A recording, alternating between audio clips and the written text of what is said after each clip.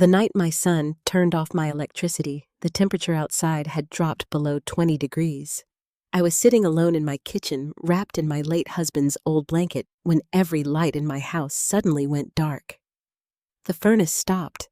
The clock on the stove disappeared.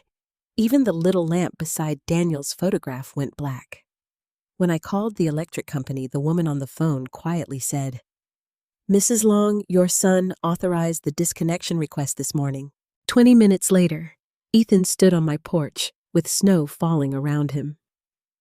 "Mom," he said, avoiding my eyes, "you can't stay here anymore." What my son didn't know was that 30 years earlier, I had signed a document that would eventually place both of us before a judge. And one old signature was about to change everything. If this story touches something in your heart, please take a moment to like and subscribe. I would also love to hear what you think.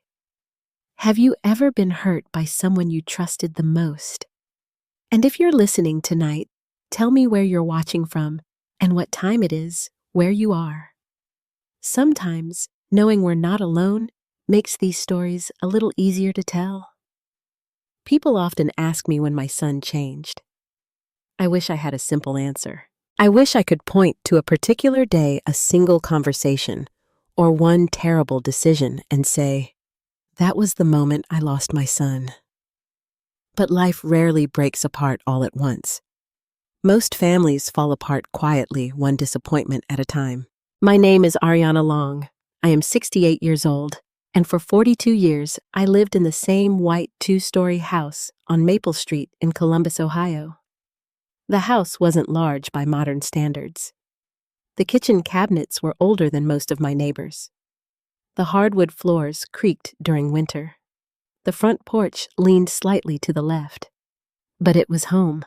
My late husband Daniel and I bought it when Ethan was only 3 years old. Back then, we had almost nothing. Daniel worked construction during the day and repaired engines in our garage at night.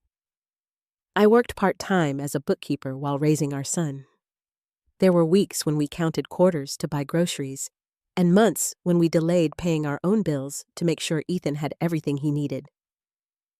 Yet somehow, we were happy. I still remember Ethan running through the backyard with a plastic airplane in his hand. His blonde hair would bounce as he laughed. He always wanted his father to watch him. "Dad, look at me. Dad, watch this." Daniel never seemed too tired to stop working and watch our son for a few minutes.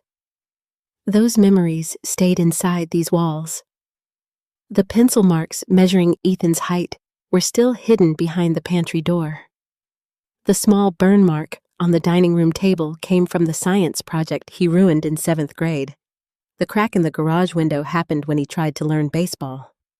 Every corner of that house carried part of our family. When Daniel died 8 years ago from a heart attack, I thought the silence would kill me. He collapsed in our kitchen on a Tuesday morning while making coffee. One moment, he was joking about the weather. The next moment, he was gone. For months afterward, I couldn't sleep in our bedroom. I would walk through the house at night touching furniture simply because his hands had once touched it too. Sometimes I sat in his recliner and cried until sunrise. Ethan was 34 then. He held me during the funeral. He stayed at my house for 2 weeks. He fixed broken shelves, mowed the lawn, and promised me something I never forgot. "Mom," he said, holding my hand, "you'll never be alone. I'll always take care of you." At the time, I believed him. Perhaps every mother wants to believe her child means those words. For several years, Ethan remained close to me. He worked as a sales manager for a home improvement company. He called every Sunday. He visited twice a month. He brought groceries when snowstorms arrived. He would sit at Daniel's old kitchen table drinking coffee. Sometimes he asked me questions about his father. What was Dad like when he was my age? Did he ever feel like he wasn't successful enough? I could still see the boy he had been. But something slowly changed after he met Melissa. Melissa was beautiful. She was confident, stylish, and nearly 15 years younger than me. She worked in real estate and always seemed to know the right people. She dressed elegantly, drove expensive cars, and spoke with absolute certainty about everything. At first, I truly wanted to love her. I bought her Christmas gifts. I invited her to family dinners. I gave her Daniel's mother's china set as a wedding present. She thanked me politely, yet I always felt as though she were evaluating me. Evaluating my house, my clothes, my furniture, my neighborhood. The first comment she made about my home seemed harmless. "This property must be worth a fortune now." I laughed. "I suppose so." She walked through the dining room, studying the walls.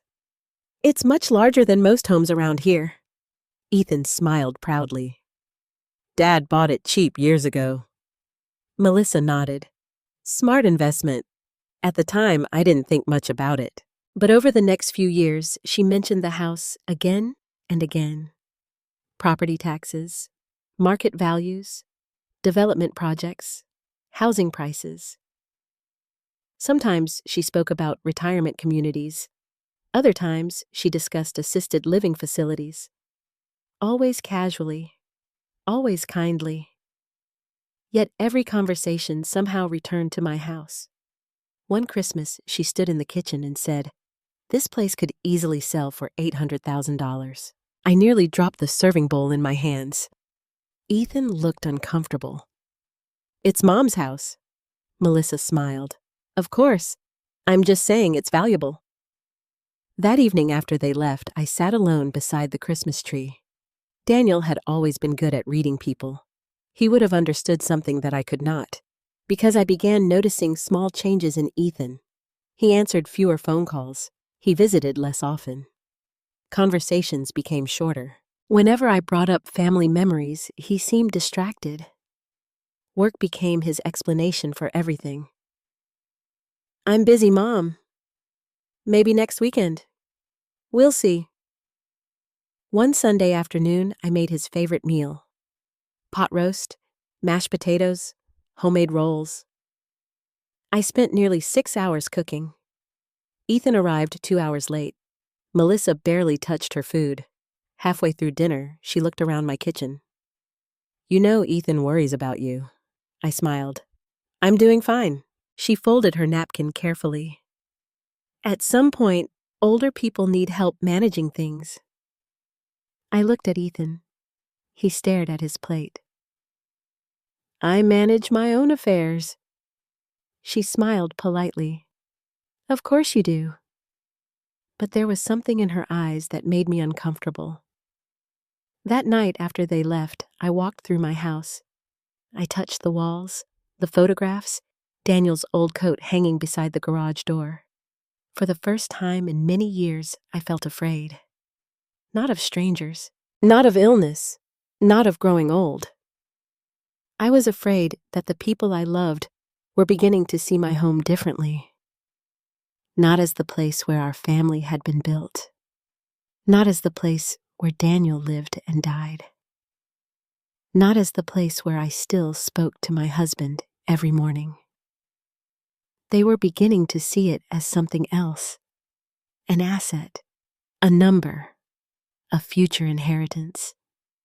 Several months later, while cleaning Daniel's dresser, I found one of his old handwritten notes tucked inside a Bible. The paper had yellowed with age.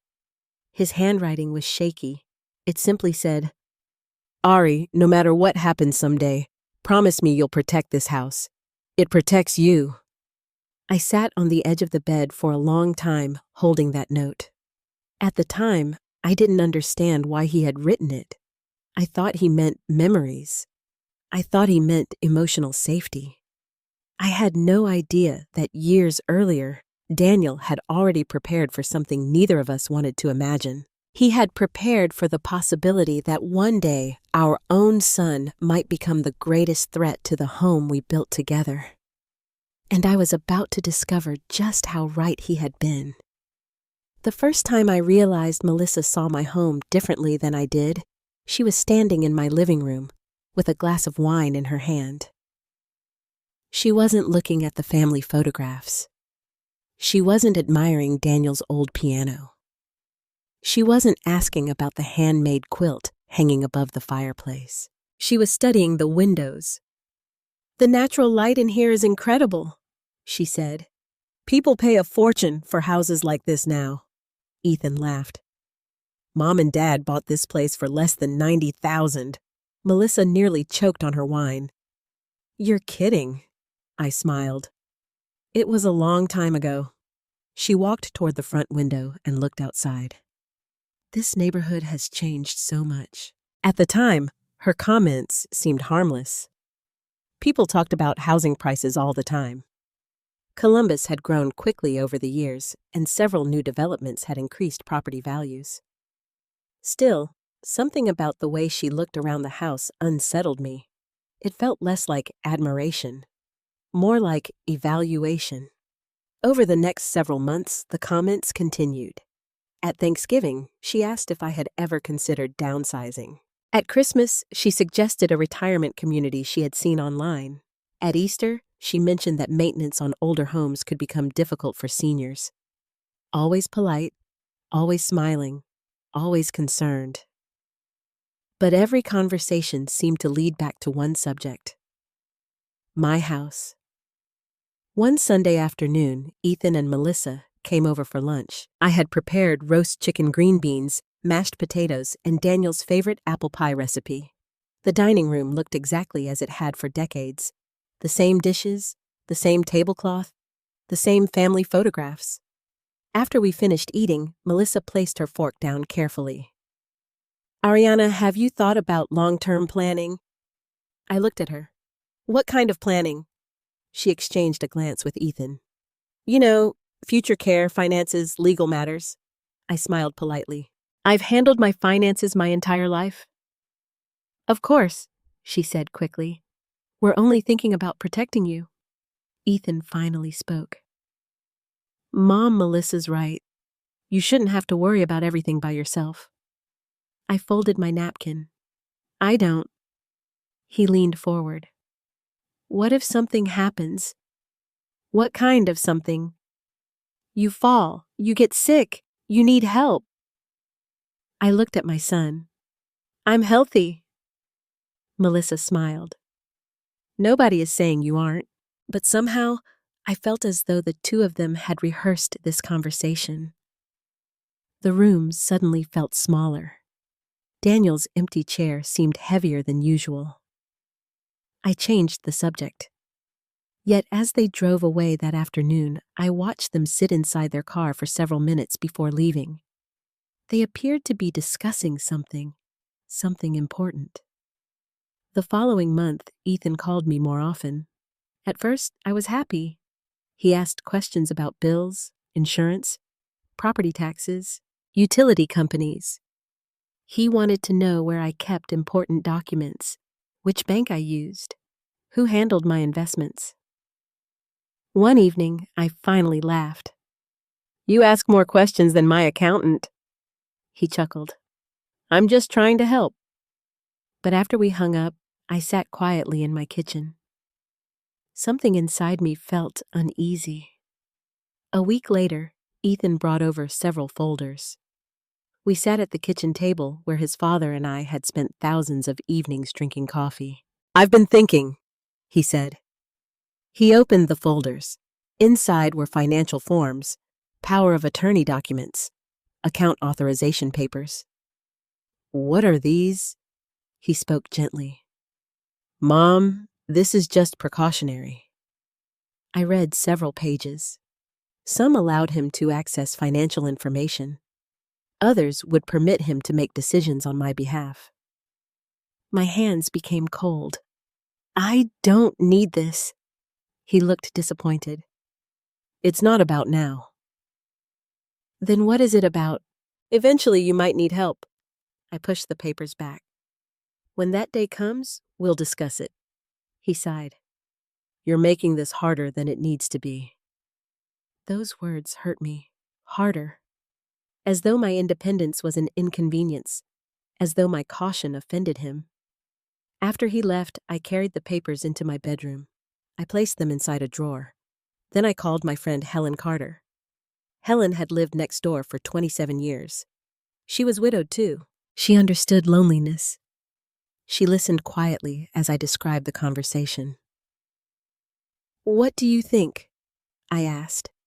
Helen was silent for several seconds. "Do you trust your instincts?" "Yes." "Then listen to them." I stared out my kitchen window. "I don't want to believe my son would pressure me." "You don't have to believe it," Helen said. "Just don't ignore what you're feeling." The following weeks became increasingly uncomfortable. Melissa began sending me articles about retirement communities. She emailed brochures. She discussed senior apartments. One afternoon, she called me unexpectedly. "I found a beautiful community 20 minutes away." "I appreciate that." "It has activities, transportation, medical services." "I'm not moving." There was a brief silence. "You don't have to decide now." "I already have." Her voice cooled slightly. "Ethan worries about you." I answered softly. Ethan never worried before. After we ended the call, I walked through my house. The dining room, the staircase, Daniel's workshop, the guest bedroom, the backyard. Every room carried a memory. Ethan's first bicycle, Christmas mornings, birthday parties, graduation celebrations. Daniel teaching our son how to change a tire. Our family existed within these walls. How could anyone expect me to walk away? Several days later, I attended Ethan's birthday dinner at a restaurant downtown. Melissa had invited several friends. Most of them worked in real estate banking or finance. During dinner, one of the men asked me how long I had owned my home. 42 years. He whistled. "You're sitting on a gold mine." Several people laughed. Melissa smiled. "Ariana refuses to believe how valuable that property is." I felt embarrassed. The conversation continued. Housing markets, property investments, development opportunities. For the first time in my life, I felt like a stranger listening to people discuss my own home as though it were a business transaction. Ethan remained mostly quiet. That hurt more than anything. Driving home that night, I cried. Not because of Melissa, not because of her friends, because my son had said nothing. Several weeks later, I visited the cemetery. Daniel's grave sat beneath a large maple tree. I brought fresh flowers. I sat beside the headstone. The wind was cold. The sky was gray. "I don't understand him anymore," I whispered. For several minutes, I simply sat there. Then I remembered something Daniel once told me years earlier. People show you who they are when money enters the room. At the time, I thought he meant strangers, business partners, employees. I never imagined he might one day mean our own child. That evening, I returned home and found a real estate brochure inside my mailbox. There was no stamp, no return address, only one handwritten sentence: "You deserve an easier life." I stood in my kitchen holding the paper, and for the first time, a terrifying thought entered my mind. What if they had already decided what would happen to my house? What if the conversation was no longer about helping me? What if they were simply waiting for me to agree? I didn't know it then, but the pressure was only beginning. And very soon, my own son would ask me to sign something that would change everything between us. 2 weeks after Ethan brought those financial papers to my house, he called me on a Wednesday evening. His voice sounded unusually cheerful. "Mom, Melissa and I are coming over Saturday. I'll make dinner." That surprised me. Ethan rarely cooked. When he was a boy, he once burned water trying to boil eggs. I laughed. "Since when do you cook? People change." I almost said, "Yes, they do," but I kept that thought to myself. Saturday arrived cold and rainy. The sky hung low over Columbus, and the old maple trees in my yard swayed in the wind. I spent the morning cleaning the house, although I wasn't sure why. Part of me hoped things would feel normal again. Perhaps I wanted my son back. At 6 o'clock, Ethan and Melissa arrived carrying grocery bags and bottles of wine. Melissa kissed my cheek. "You look wonderful, Ariana." Ethan hugged me. For the first time in months, he seemed relaxed. We cooked together. He grilled steaks on the back patio despite the rain. Melissa prepared salad. We laughed about old family stories. For several hours, I allowed myself to believe everything had been a misunderstanding. After dinner, Ethan poured coffee. Melissa brought out a small leather folder. The moment I saw it, my stomach tightened. Ethan sat beside me. "Mom, we wanted to talk." I looked at the folder. "What is it this time?" He smiled gently. "It's nothing bad." Melissa opened the folder. Several legal documents lay inside. She carefully slid them toward me. This would make everything easier. I didn't touch them. "What exactly is it?" Ethan cleared his throat. "It's called a family property agreement." I looked directly at him. "What does it do?" Melissa answered before he could. "It simply allows Ethan to help manage the house. Manage in case something happens." I opened the first page. The language was complicated. There were references to property administration, transfer rights, decision authority, future asset management. I felt my chest tighten. "Why would I sign this?" Ethan sighed. "Mom, we're only trying to protect you." "I already protect myself." "You won't always be able to." The room became very quiet. Outside, rain struck the windows. The kitchen clock ticked loudly. I folded the papers and pushed them back toward him. "No." Melissa looked surprised. "You haven't read everything." "I've read enough." Ethan leaned forward. "You're being stubborn." The word struck me. Stubborn. Not careful. Not responsible. Stubborn. I spent 40 years paying for this house. Nobody's taking it from you. Then why do you need these papers? He rubbed his forehead. "Because someday, decisions will need to be made." I looked at my son. "I'm still alive, Ethan."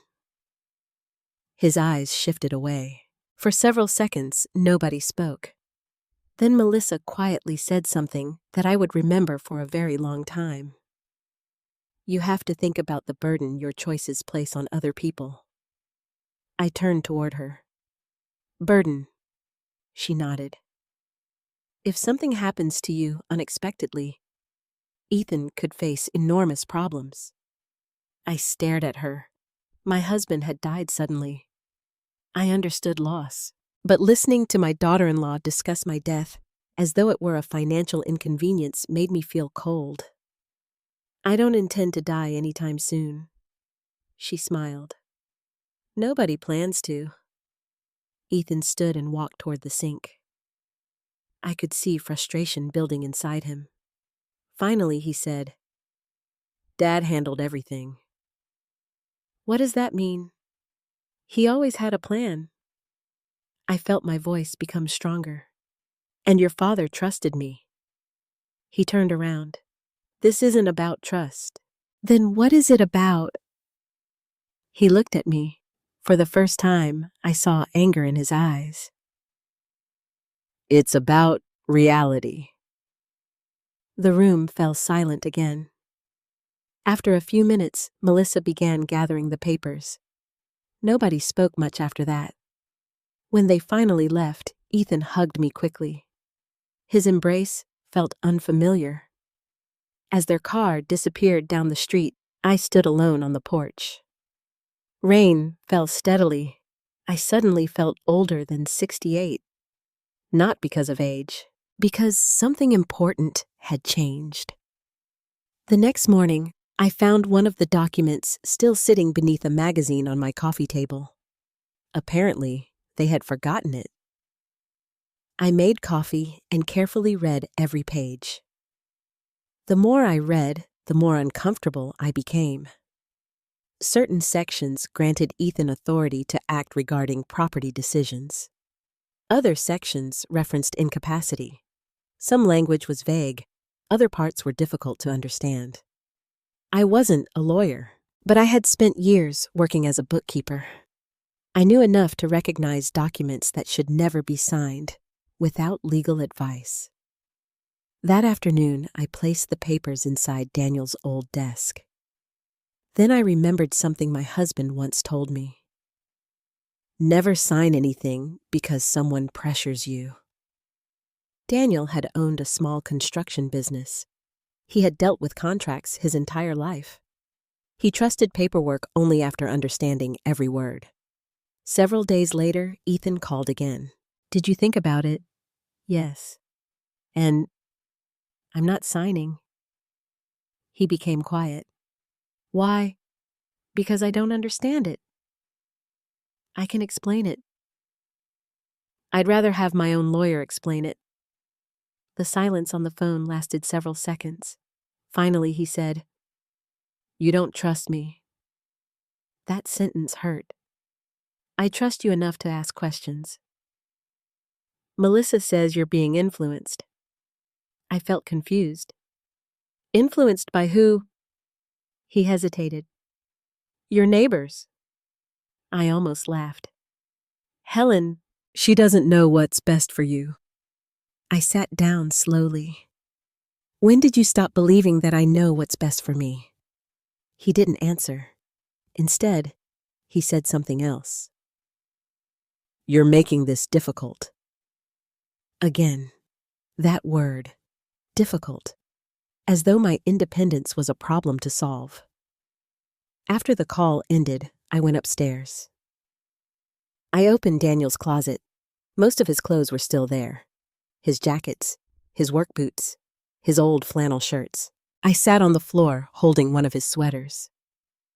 Sometimes grief returns unexpectedly. That afternoon, it came like a wave. I missed my husband, not because he could fix this situation, but because he would understand it. He would know what questions to ask. He would recognize danger before I did. Several days later, I visited the bank. While speaking with the manager, I casually mentioned Ethan's request. The woman looked concerned. If you aren't comfortable signing something, don't. I don't want to offend my son. She smiled gently. Protecting yourself doesn't mean you love him less. I drove home thinking about those words. That evening, I received an email from Melissa. Attached was another retirement community brochure. The message read, "You deserve less stress and more support. Think about your future." I closed the email. For the first time, I began wondering whether this was truly about helping me, because every conversation now involved one of three things: my age, my health, or my house. And each week, Ethan seemed less interested in my life and more interested in my future. What frightened me most was not the paperwork. It was the feeling that my son had already decided something for me without asking. I stood in my kitchen that night, looking at the photographs on the wall. Ethan at 8 years old. Ethan graduating high school. Ethan on his wedding day. I touched one picture gently. Where had that little boy gone? And why did I suddenly feel as though I had to defend my own life from the person I once protected with my entire heart? I still didn't know the answer. But very soon, the pressure would become impossible to ignore. And the people I loved would begin taking things that belonged to me long before they ever turned off my electricity. After the conversation about the document, something inside our family shifted. No one announced it. No one admitted it. But I felt it. The warmth between Ethan and me slowly disappeared, replaced by something colder and harder to understand. For several days, he didn't call. That alone wasn't unusual. He had his own life, his own responsibilities, and I had long ago accepted that adult children become busy. But then, one Sunday passed. Then another. The weekly phone calls stopped. The messages became shorter. When I texted him, he often replied hours later. Sometimes, not at all. One evening, I sent him a picture of the first snowfall outside my kitchen window. Snow had always been our favorite season when he was a boy. He replied with only 2 words. "Looks nice?" I stared at the message for several minutes. That was all. No questions, no conversation, no, "How are you?" I felt foolish for expecting more.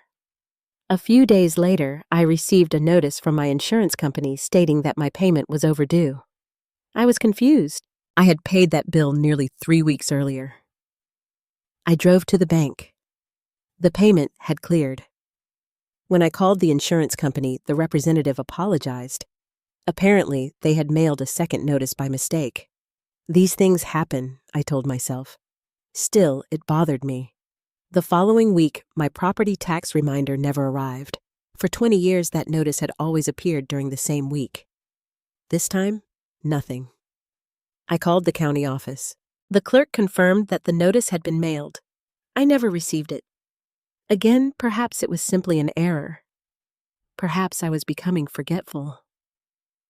That possibility frightened me. At 68, every forgotten appointment or misplaced item carries a small amount of fear. You begin asking yourself questions. Did I forget? Am I changing? Am I becoming the person everyone worries about? One afternoon, I found myself standing in the kitchen, trying to remember why I had opened the refrigerator. For several seconds, I felt panic. Was Ethan right? Was Melissa right? Then I remembered. I had wanted cream for my coffee. I laughed at myself. People of every age forget things, but when enough people begin suggesting you are becoming incapable, you start listening. That was perhaps the cruelest part of what happened, the doubt. Several days later, my telephone rang. A cheerful woman introduced herself. "Mrs. Long, I'm calling regarding your interest in downsizing options." I frowned. "I'm sorry. Our office received information that you may be considering selling your home." "I never contacted anyone." She paused. "Perhaps a family member did." My heart sank. "No one has permission to discuss my home." She apologized repeatedly. After hanging up, I sat quietly at my kitchen table. Who had contacted a realtor? Was it a mistake? Had Melissa simply asked questions? Or had something else happened? That evening, I called Ethan. He answered after several rings. "Hi, Mom. Did you contact a real estate office?" Silence. "What?" "A realtor called me today." "I don't know anything about it." "What about Melissa?" His voice immediately became defensive. "Why would you assume Melissa?" "Because she's in real estate." He sighed. "Mom, you're making assumptions." "Then tell me the truth." Another silence. Finally, he said, "Melissa may have asked some questions." My chest tightened. "About my house?" "Just generally." "Without asking me?" He sounded irritated. "We're trying to help." There it is again. "What? Help?" He exhaled heavily. "Forget it." The call ended badly. Afterward, I cried. Not because of the realtor, because for the first time in my life, speaking to my son felt like arguing with a stranger. 2 weeks later, Helen came over for coffee. She sat at the kitchen table while snow fell outside. "You look tired," she said. I smiled weakly. "I haven't been sleeping." She studied me carefully. Is it Ethan? I nodded. Helen had children of her own. One lived in Arizona, another in Michigan. She understood the delicate balance between parents and adult children. You know something feels wrong. I stared into my coffee. I don't want to believe it. She reached across the table. Ariana, loving your child doesn't mean ignoring your instincts. I looked at her. What if I'm overreacting? What if you're not? Those words stayed with me. Several days later, I went to retrieve some financial papers from my mailbox. The mailbox was empty, completely empty. That seemed impossible because I was expecting 2 statements. I checked again. Nothing. The next day, one envelope appeared. The following day, another. Both had been opened. Not completely. Just enough to look inside. My hands began to shake. Perhaps the envelopes had opened during delivery. Perhaps I was imagining things. Yet I suddenly remembered something Melissa had said months earlier. Older people sometimes lose track of important paperwork. At the time, it had sounded like concern. Now, it sounded different. One Saturday afternoon, Ethan visited unexpectedly. He seemed nervous. Melissa remained in the car. I just wanted to check on you. I invited him inside. For several minutes, we talked about ordinary things. The weather, football, his job. Then his eyes fell on the stack of unpaid utility bills sitting on my counter. What are these? Electric bill. You forgot to pay? No. I was waiting until next week. He frowned. You never wait. I can if I want. He looked uncomfortable. You need to stay on top of these things. I felt irritation rise inside me. I'm managing. He picked up the envelope. The due date was yesterday. I took the bill from his hand. I said I'm managing. For several seconds, neither of us spoke. Then he said quietly, You don't have to do everything yourself anymore. Something inside me finally broke. I've done everything myself for 40 years. I'm only trying to help. No, Ethan. You're trying to take over. His face changed. The little boy I once knew disappeared completely. He stood up. Melissa was right. I stared at him. About what? You don't trust us, I answered softly. You've given me reasons not to. He walked toward the door. Halfway there, he stopped. You know this can't continue forever. What can't? You living here alone. The front door closed behind him. I stood in the silence. Those words echoed through the house. This can't continue forever. That night, I barely slept. Around midnight, I walked downstairs. The house was dark, except for the lamp beside Daniel's photograph. I sat in his old chair. For years, this house had protected me. It had held my marriage, my memories, my grief, my happiness. Now, for the first time, I felt as though invisible hands were slowly tightening around it. A few days later, another phone call arrived. This time, it came from a moving company. The woman politely asked when I planned to relocate. I felt cold. I never contacted your company. She apologized. She said someone had requested information using my name. After the call ended, I walked to the window. Snow covered the front yard. The neighborhood was quiet. Yet I suddenly felt watched. Not by strangers, not by criminals, by the people I loved. I still wanted to believe there had been misunderstandings. I still wanted to believe my son would never intentionally hurt me. But deep inside, a terrible fear had begun growing. Someone was preparing for me to leave my home, and no one had asked whether I intended to go. I had no idea then that the worst was still coming, because very soon the lights inside my house would go out, and my own son would finally show me exactly how far he was willing to go. The night the electricity was cut, the weather forecast warned that temperatures would fall below 20 degrees. Ohio winters had always been difficult. Daniel used to prepare for every storm days in advance. He checked the furnace, insulated the pipes, and stacked extra blankets in the hallway closet. After he died, I continued those habits. Preparation made me feel close to him. That Thursday afternoon, snow had already begun falling. The wind rattled the windows. The old maple tree in the front yard bent under the weight of ice. I spent the evening making vegetable soup and reading beside the fireplace. Around 8 o'clock, I called Ethan. He didn't answer. I left a message. "Drive carefully if the roads get worse." He never returned the call. By 10 o'clock, the storm had intensified. I turned on the television to watch the weather report. The meteorologist warned people to remain indoors. Several counties had already reported power outages. I wasn't worried. Our neighborhood rarely lost electricity. I took Daniel's old blanket upstairs and prepared for bed. At exactly 10:47 p.m., every light in the house went dark.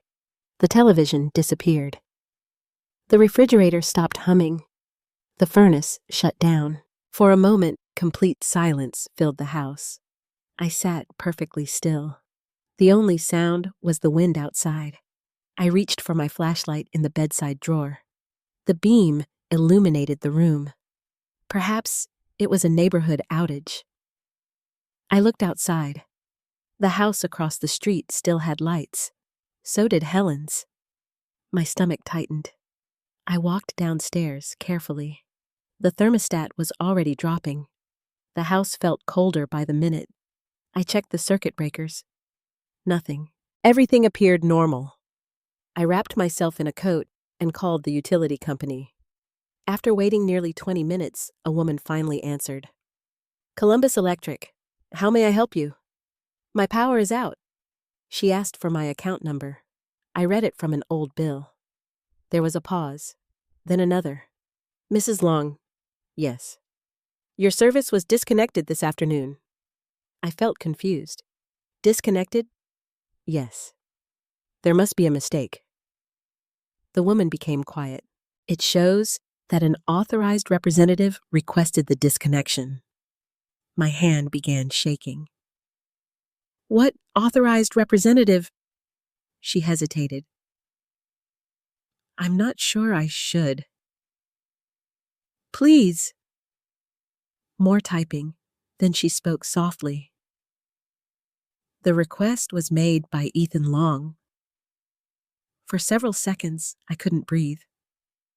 "No." "I'm sorry. That's my son. He is listed on the account notes." "I never added him." She sounded uncomfortable. "The authorization request was processed yesterday." My heart pounded. "There has to be some mistake." "I'm very sorry, Mrs. Long." I thanked her and ended the call. The kitchen suddenly felt much colder. I stood there holding the phone. My son. My own son. I called Ethan immediately. No answer. I called again. Voicemail. Then again. Nothing. I sent a text. Why was my electricity disconnected? No response. Outside, snow continued falling. The house temperature dropped quickly. I brought extra blankets downstairs because the lower level retained heat better. At midnight, there was a knock on the front door. I opened it. Ethan stood on the porch. Snow covered his coat. Melissa sat inside their SUV parked at the curb. The engine remained running. For a brief moment, I felt relief. Perhaps he had come to fix everything. Perhaps there had been some terrible misunderstanding. "Ethan!" He stepped inside. He looked uncomfortable. He removed his gloves slowly. The silence between us felt enormous. Finally, I asked, "Did you shut off my electricity?" He didn't answer immediately.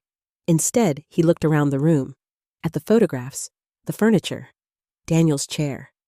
Then he quietly said, "Mom, you can't stay here anymore." My ears rang. "What?" "The house isn't safe." I stared at him. "So you cut off my power?" "We had to get your attention." The words hit me harder than the cold. "We—" He looked toward the car.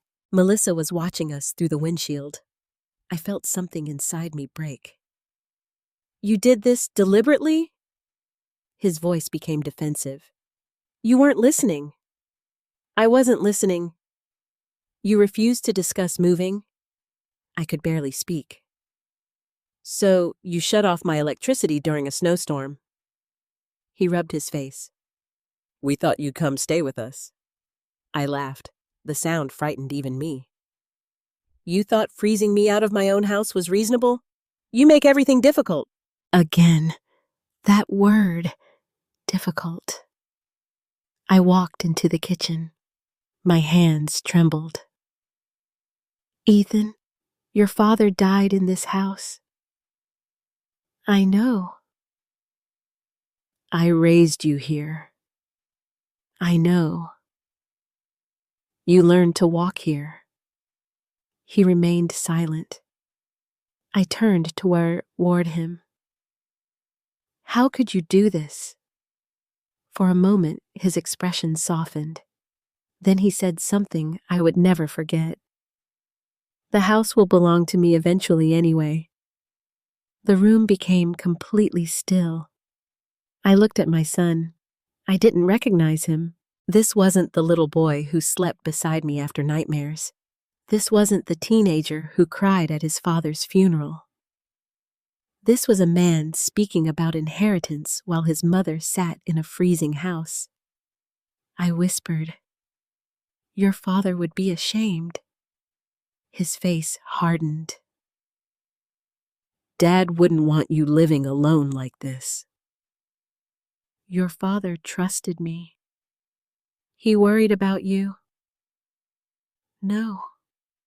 He worried about people taking advantage of me." Ethan looked away. The silence stretched between us. Finally, he said, "Come stay with us tonight." I shook my head. "No." "Mom." "No." The words surprised both of us. For years, I had tried to avoid conflict. For years, I had chosen peace. But standing there in my dark kitchen, wrapped in blankets while my son explained why he had shut off my electricity, something changed. "I will not leave my house." He sighed heavily. "Then I don't know what else to do." I looked at him. "You already decided what to do." For several seconds, neither of us moved. Then he walked toward the door. Before leaving, he said quietly, "You can't keep living like this." I answered, "You mean living without giving you my house?" He didn't respond. The front door closed. His car drove away, and I stood alone. The furnace remained silent. The temperature inside the house continued falling. At 1 o'clock in the morning, my phone rang. It was Helen. Apparently, she had seen Ethan's vehicle outside. "Are you all right?" I finally began crying, not gentle tears, not quiet sadness. I cried like a woman whose entire understanding of her own family had collapsed. Within 15 minutes, Helen arrived wearing a winter coat over her pajamas. She entered the house and immediately understood something was wrong. "Oh, Ariana." I couldn't speak. She wrapped her arms around me. "What happened?" "My son." Those were the only words I managed. She helped me gather clothes, medications, and a few belongings. As we walked toward her house through the snow, I looked back at mine. Dark, cold, empty. The house Daniel and I had built together sat in complete darkness. For the first time since his death, I felt truly alone. Later that night, while sitting in Helen's guest room, I remembered something Daniel had once told me. If you ever feel lost, look through my old papers. At the time, I thought he meant financial documents, insurance, bank records. But lying awake at 3 a.m, listening to the storm outside, I suddenly remembered the wooden box stored in the back of our bedroom closet. A box Daniel had specifically asked me never to throw away. And somewhere inside that box, buried beneath 30 years of memories, lay an old signature that would eventually change everything. I did not sleep at all that night. Helen had prepared her guest room for me years ago, back when Daniel was still alive. She often joked that one day we would become two old widows drinking coffee together every morning.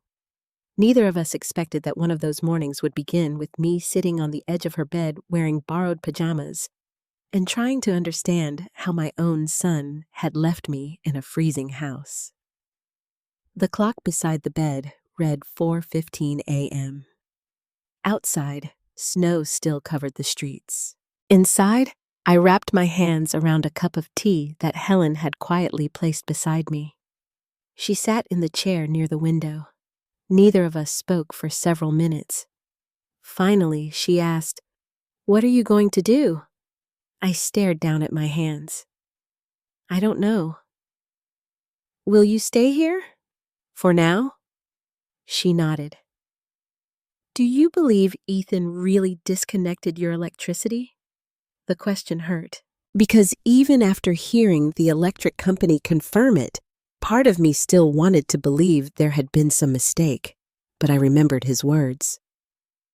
"You can't stay here anymore." I remembered Melissa waiting in the car. I remembered him saying the house would belong to him eventually. And suddenly, I realized something. This had not been an impulsive decision. This had been planned. "I think they expected me to leave last night." Helen remained quiet. "I think they believed I'd pack a suitcase and move in with them." "Would you?" "No." She nodded once. "Good." Around 9 o'clock, the roads became safer. Helen drove me back to my house. The neighborhood looked peaceful. Children played in the snow. Several neighbors shoveled driveways. Nothing appeared unusual, but my house stood dark, silent, cold. I unlocked the front door. The air inside felt like a refrigerator. The thermostat read 43 degrees. My breath appeared in front of me. The silence frightened me. For nearly 40 years, this house had been filled with life. Now it felt abandoned. Helen helped me check the pipes. Fortunately, nothing had frozen yet. The electricity remained disconnected. I called the utility company again. A supervisor explained that service could not be restored immediately because the account changes needed investigation. He apologized. He said several authorization forms had been submitted electronically. I asked for copies. He said they could be provided. That conversation left me trembling. Forms, authorizations. Someone had planned this. While Helen made coffee on my gas stove, I walked upstairs toward my bedroom. The closet door stood open. Inside, behind several old boxes, sat a small wooden chest. Daniel's chest. For years, I had almost forgotten about it. It wasn't beautiful, just dark oak with brass hinges. Daniel had kept business papers inside it, insurance policies, contracts, old photographs. Several years before his death, he had asked me something strange. "If anything ever feels wrong, look in the box." At the time, I laughed. "What would feel wrong?" He had smiled. "Life." I never asked what he meant. Now, standing in my cold bedroom, I pulled the box onto the bed. Dust covered the lid. My hands shook as I opened it. Inside were dozens of files. Tax returns, mortgage records, old photographs, business documents, letters. I spent nearly 2 hours sorting through everything. At first, I found nothing unusual. Then, I discovered an envelope. On the front, in Daniel's handwriting, were 4 words for Ariana only. My heartbeat quickened. Inside the envelope sat several documents. There was also a handwritten note. The paper had yellowed with age. The ink had faded. I carefully unfolded it. Ari, if you're reading this, something may be wrong. Please take these papers to Robert Hayes. Don't sign anything. Don't let anyone pressure you. The house was protected for a reason. Protected? I frowned. Protected from what? Beneath the note rested a legal document dated 32 years earlier. Daniel's signature appeared at the bottom. So did mine. I barely remembered signing it. There were complicated legal terms: property protection agreement, survivorship provisions, ownership restrictions, trust language. I couldn't understand most of it. But one sentence caught my attention. The surviving spouse shall retain exclusive lifetime residential rights regardless of future inheritance claims. I read it twice. Then again, my hands began shaking. I carried the papers downstairs. Helen looked up. What is it? I don't know. She adjusted her glasses. Together, we examined the documents. Neither of us fully understood them, but we both understood one thing. Daniel had planned something. He told you to see Robert Hayes. I nodded. Who is he? Our old attorney. Is he still alive? I think so. Robert Hayes had handled Daniel's construction business decades earlier. After Daniel retired, we rarely saw him. He had to be over 70 by now, yet his name appeared clearly on the documents. I suddenly remembered a conversation from years earlier. Daniel had come home from Robert's office looking unusually serious. When I asked what was wrong, he simply said, "I've made sure you'll always have a home." At the time, I thought he meant insurance or savings. I never asked more questions. Now I wished I had. While searching the box further, I discovered something else: a small notebook. Daniel often carried notebooks. He wrote reminders, business ideas, expenses. The final pages contained personal notes. One entry immediately caught my attention. Robert says the agreement must remain with Ariana.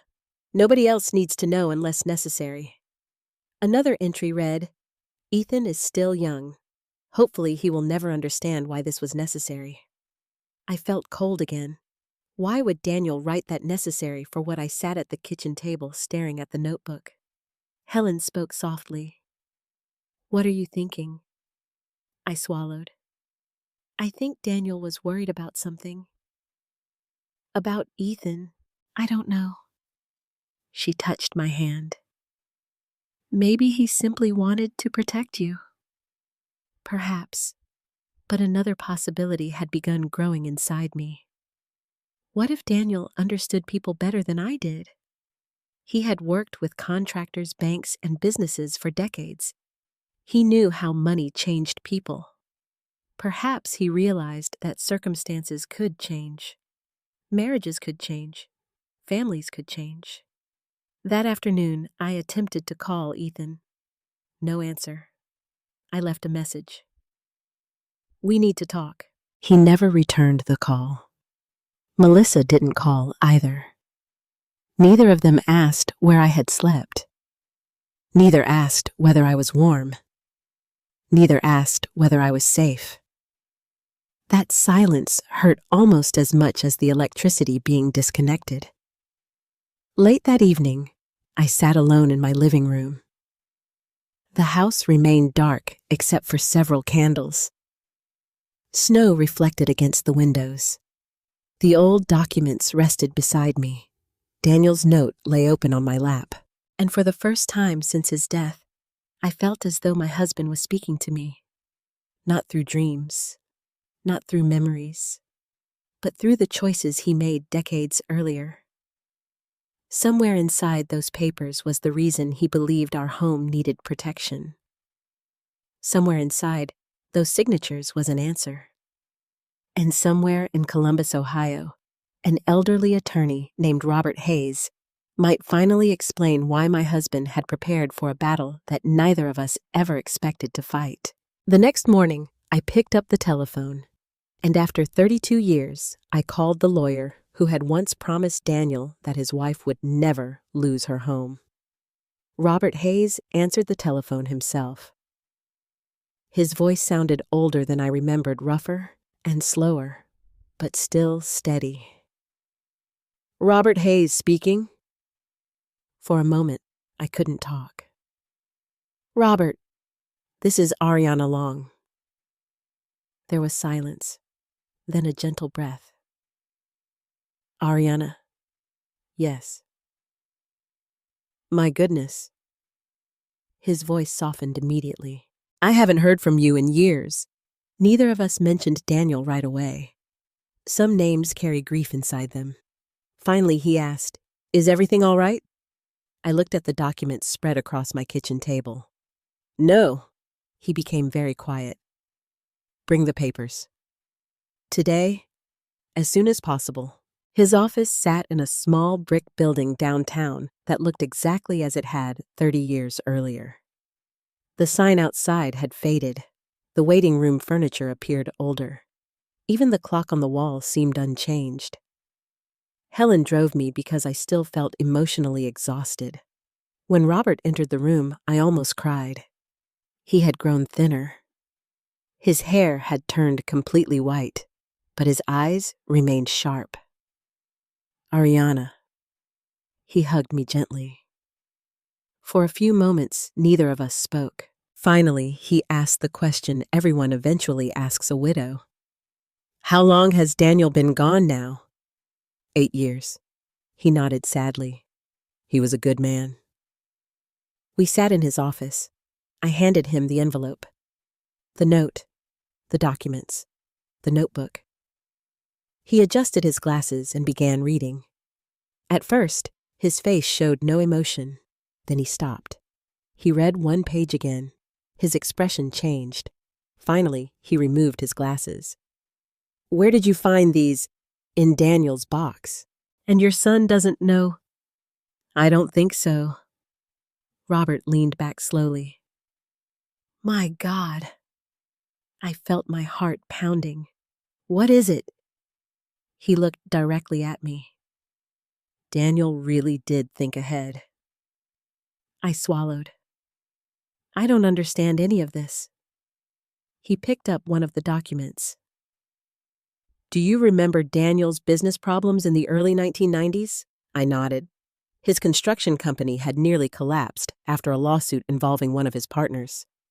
We had struggled financially for almost 2 years. At one point, we feared losing everything. Daniel became very concerned about protecting the house." "I remember." Robert nodded. "He also became concerned about something else." "What?" He hesitated. "Family inheritance issues." I frowned. Ethan was only 10. "Yes." "Why would he worry about Ethan?" Robert folded his hands. "Not specifically Ethan." "Then what?" "People change, Ariana." The room became quiet. "He believed the house should always belong to you for your entire lifetime." I looked down at the papers. "Regardless of what happened?" "Yes." "Even if Daniel died?" "Yes." "Even if Ethan inherited his father's estate?" "Yes." I felt confused. "Why?" Robert stood and walked toward a filing cabinet. He removed an old folder. Dust covered the edges.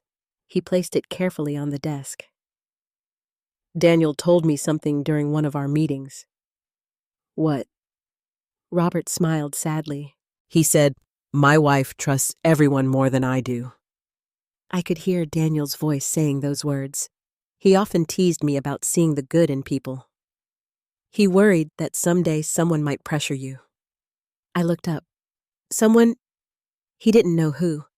My eyes filled with tears. He prepared for this. Robert nodded. He wanted to guarantee that nobody not creditors, relatives, heirs, or anyone else could force you out of your home while you were alive. I stared at the old signature. Mine. Daniel's. 32 years old. Suddenly, I remembered the meeting. Only fragments. I had sat beside Daniel. Robert had explained something. I signed several papers. Then life continued. I had completely forgotten. Robert opened another document. This is called a lifetime occupancy protection agreement. What does that mean? It means the house became legally protected under a separate structure. I frowned. Ethan can't inherit it. He can eventually inherit certain interests. Eventually, after your death. The room felt smaller. My son had spent months treating the house as if it already belonged to him. But according to these papers, it did not. Robert continued. More importantly, no one can legally remove you. My hands trembled. No one? No one. For the first time in weeks, I felt something I had almost forgotten. Relief. But Robert wasn't finished. He adjusted his glasses again. You said your electricity was disconnected. Yes. And your son arranged it? The utility company said he authorized it. His expression hardened. How? I don't know. Did you sign anything? No. Any power of attorney? No. He sat silently. Then he asked another question. Has Ethan presented documents recently? I told him about the property papers, the authorizations, the requests, the pressure, the retirement communities, the conversations. Robert listened carefully. Finally, he said something that frightened me. I want to see every document he gave you. I had brought the folder.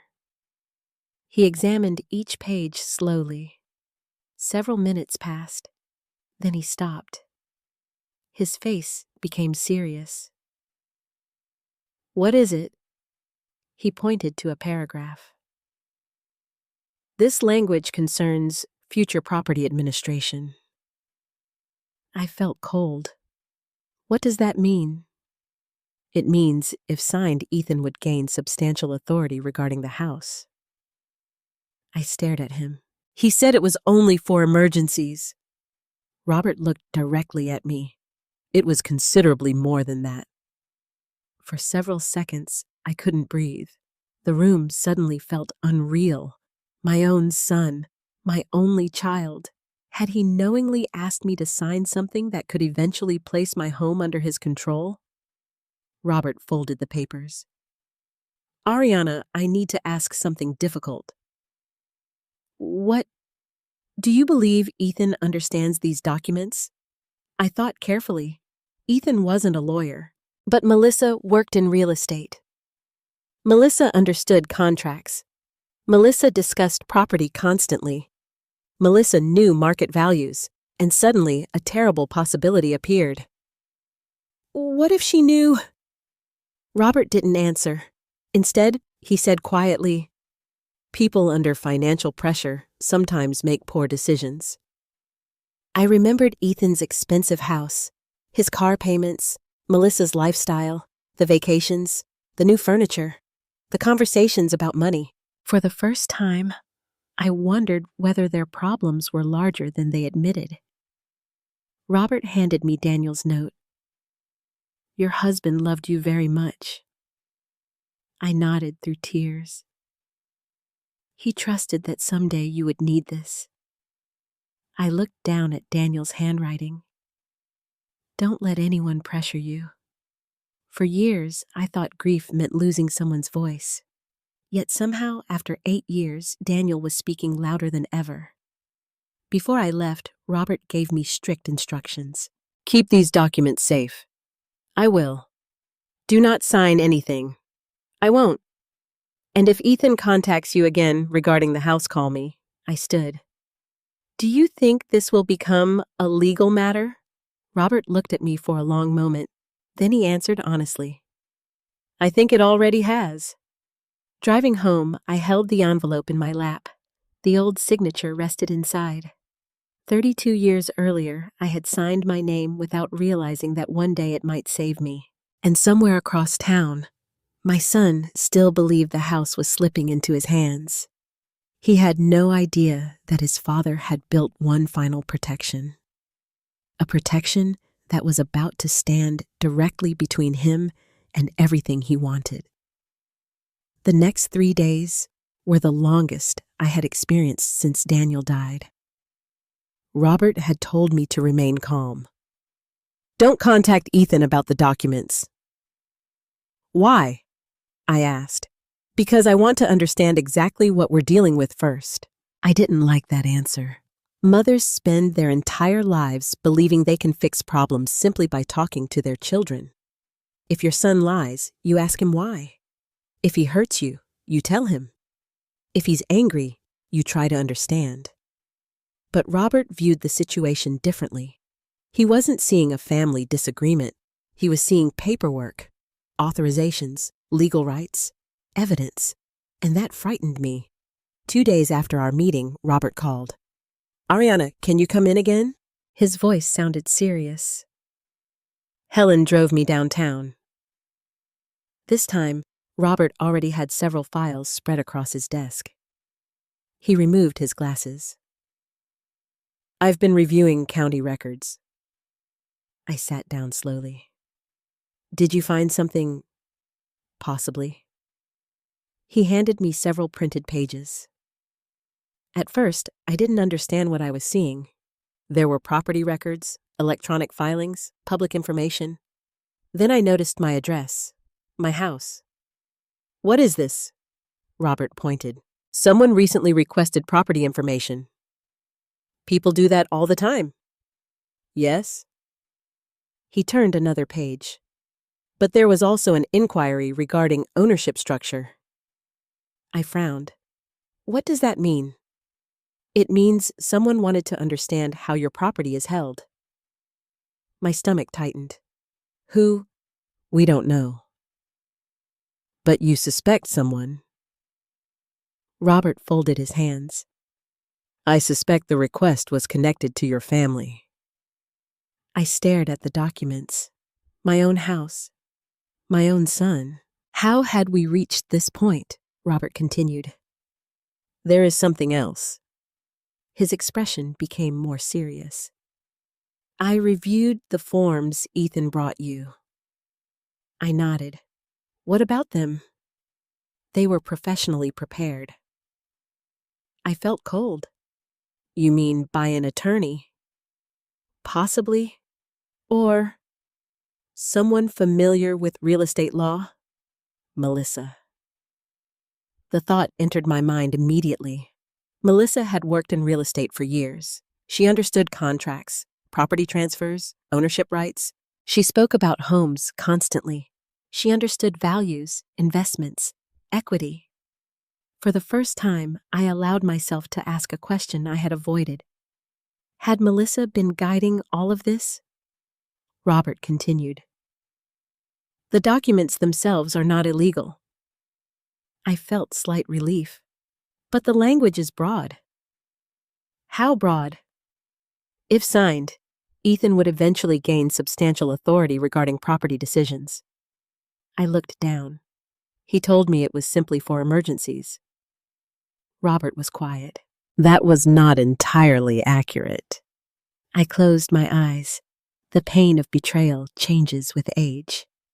When you're young, you expect disappointments. Friends leave.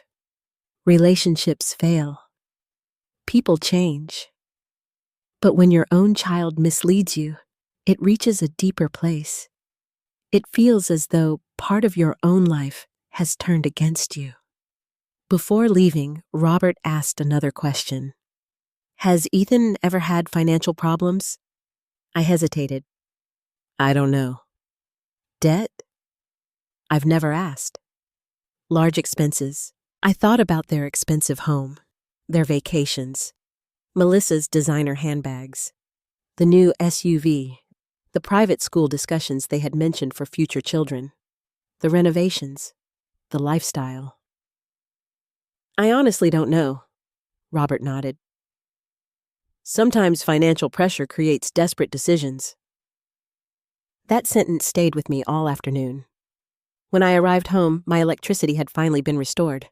The house was warm again. The lights worked. The furnace hummed. Yet something had changed. The house no longer felt completely safe. Every room now carried another memory. Not only Daniel, not only Ethan as a child, but also the night my son left me sitting in darkness. That evening, I found a voicemail.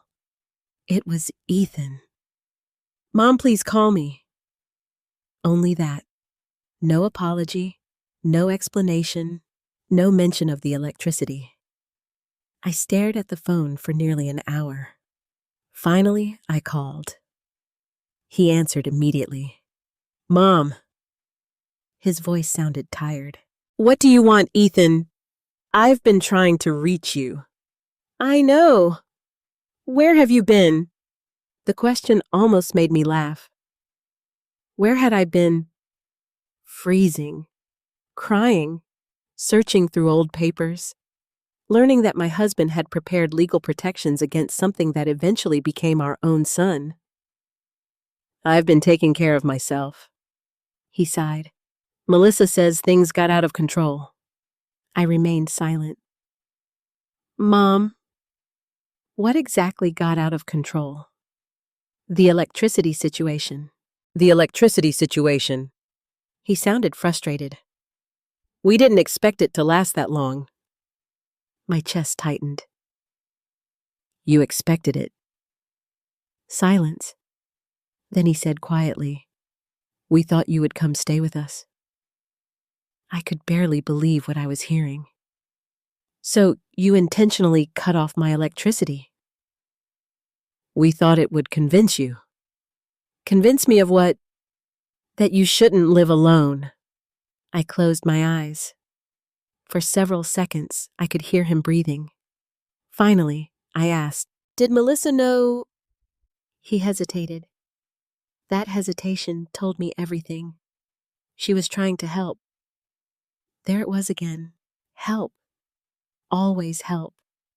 Always concern. Always protection. Yet somehow, every act of help pushed me further from my own life. "Ethan, did you submit forms to the utility company?" "I was listed on emergency contact information." "I never authorized that." "We thought Dad would have wanted." "Don't use your father." The words came sharply. Silence. Then his voice softened. "Mom, we're worried." "No." "What?" "You're worried about something else." He didn't answer. Instead, he asked a question. "Have you talked to a lawyer?" My heart skipped. "Why would you ask that?" "Because Melissa thinks someone is influencing you." I almost laughed. Influencing me. At 68 years old, after raising a child, burying a husband, paying mortgages, balancing accounts, and surviving decades of life, suddenly everyone believed I was incapable of making decisions. "I've been talking to people who respect me." He became quiet. Then he said something that chilled me. "This doesn't have to become ugly." I sat very still.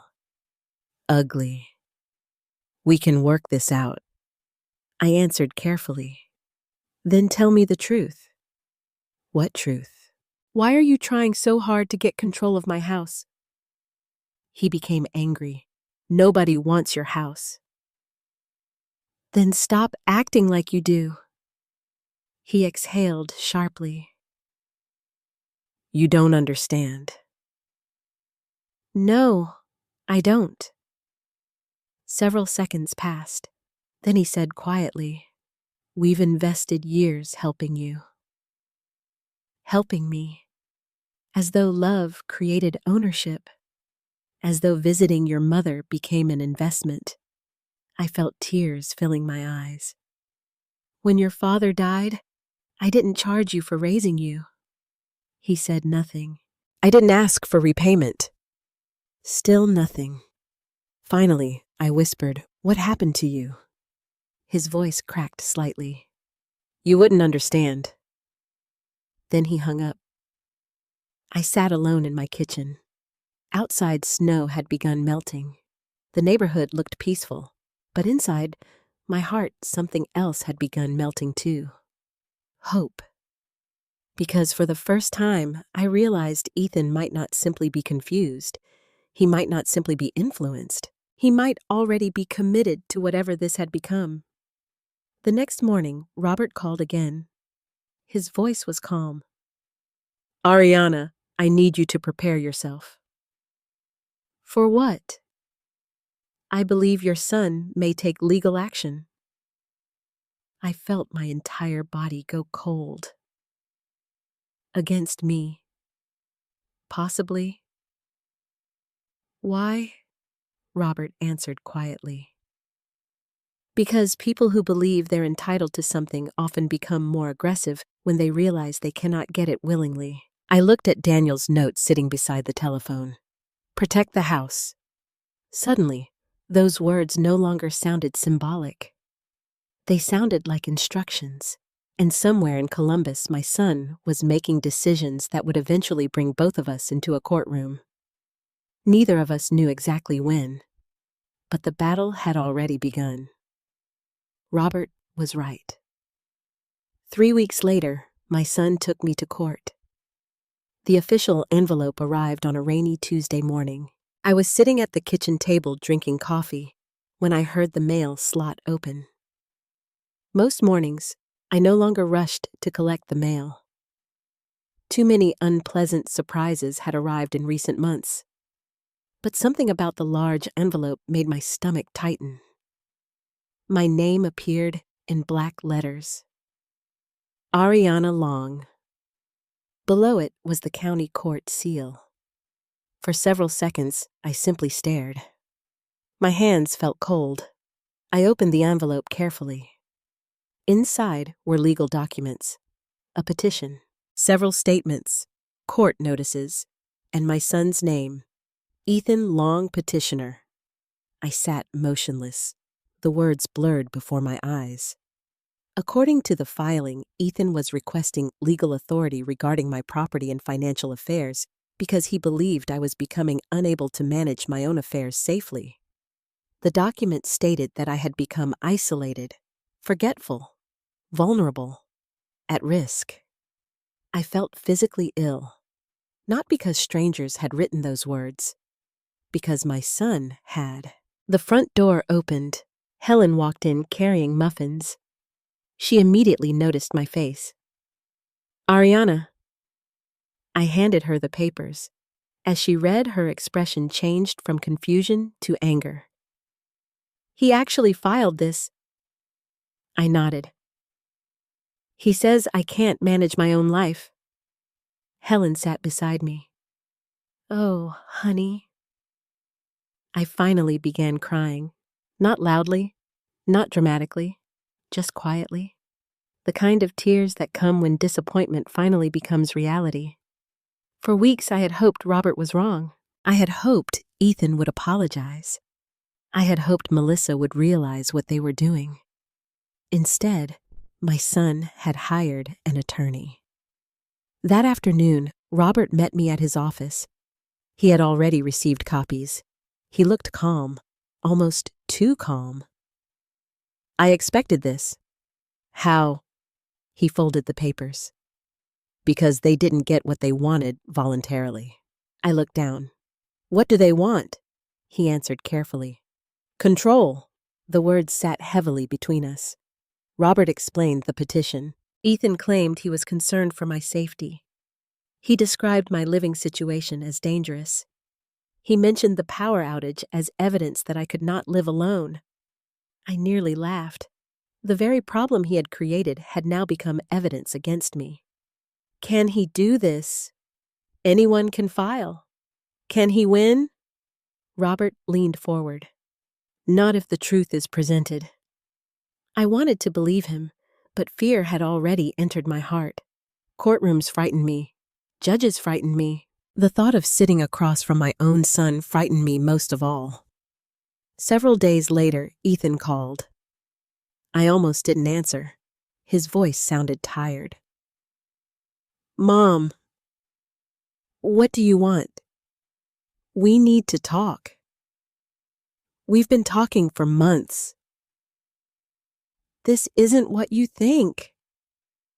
I closed my eyes. "Then explain it." He sighed. "The lawyer recommended this." "The lawyer? He said we need legal protection." I felt anger rising. "From me?" "No." "Then from who?" He hesitated. "From future problems." I shook my head. "You filed papers saying I'm incapable." "That's not exactly what they say." "It is exactly what they say." He became quiet. Finally, he said something that shocked me. "Melissa thinks you're being manipulated." I laughed bitterly. "By whom?" "Robert."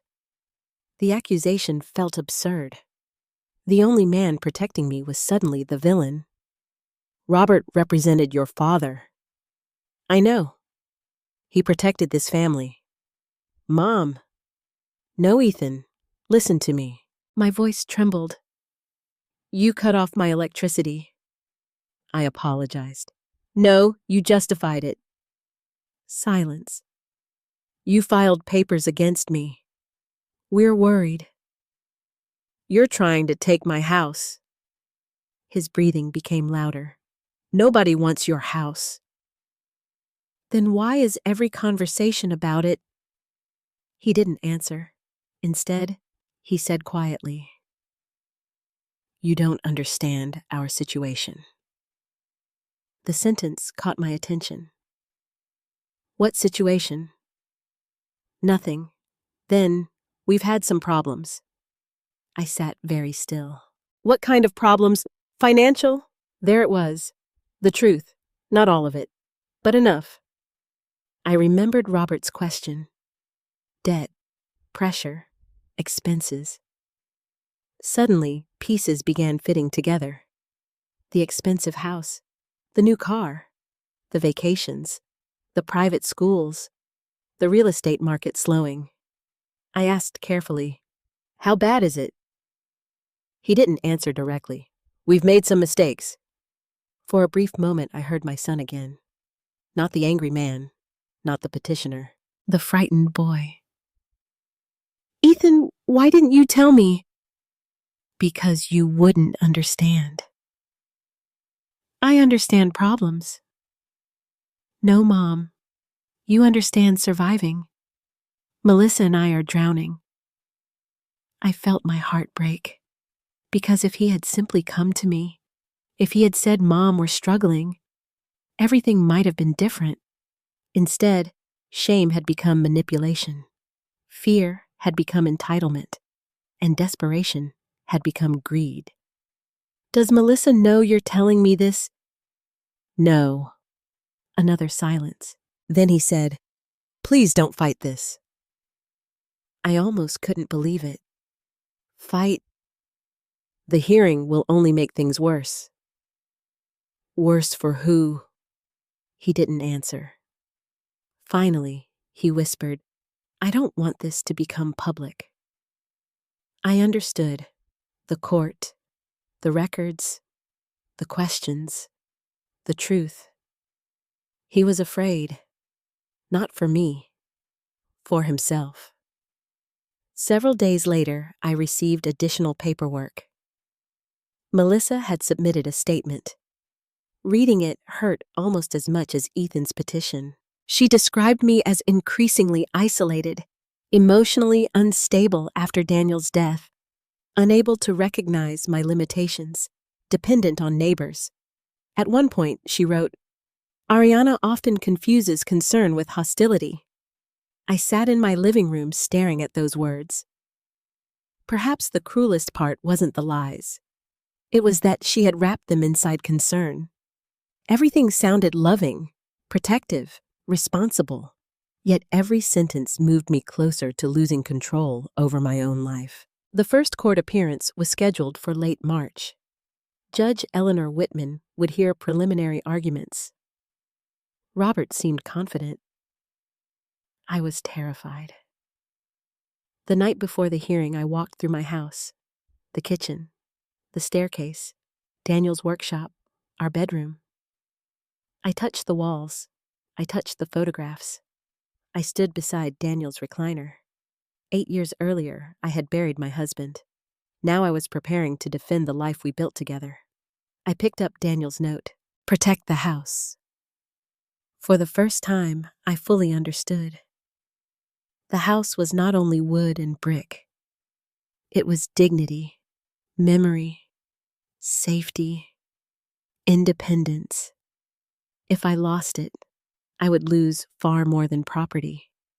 I would lose the final piece of the life Daniel and I had built. The next morning, I dressed carefully. A navy blue suit, Daniel's pearl necklace, simple earrings. Helen drove me downtown.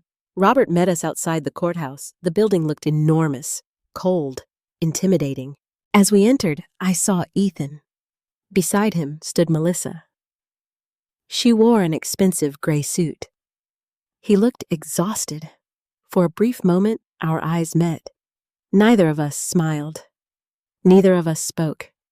And as I walked into that courtroom, I realized something that broke my heart. My son was no longer trying to convince me to leave my home. Now he intended to ask a judge to do it for him.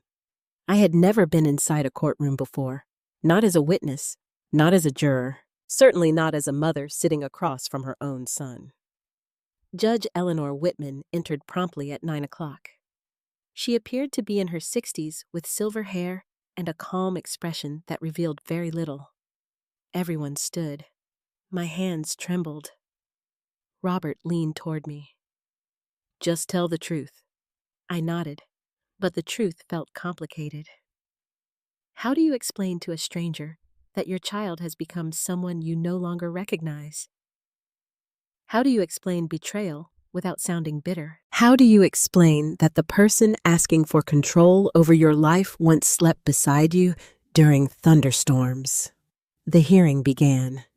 Ethan's attorney spoke first. He described me as a widow living alone in an aging house. He spoke about my age, my isolation, my supposed forgetfulness. He mentioned unpaid bills, missed mail, the power outage. Every ordinary mistake that comes with aging suddenly became evidence. I sat perfectly still.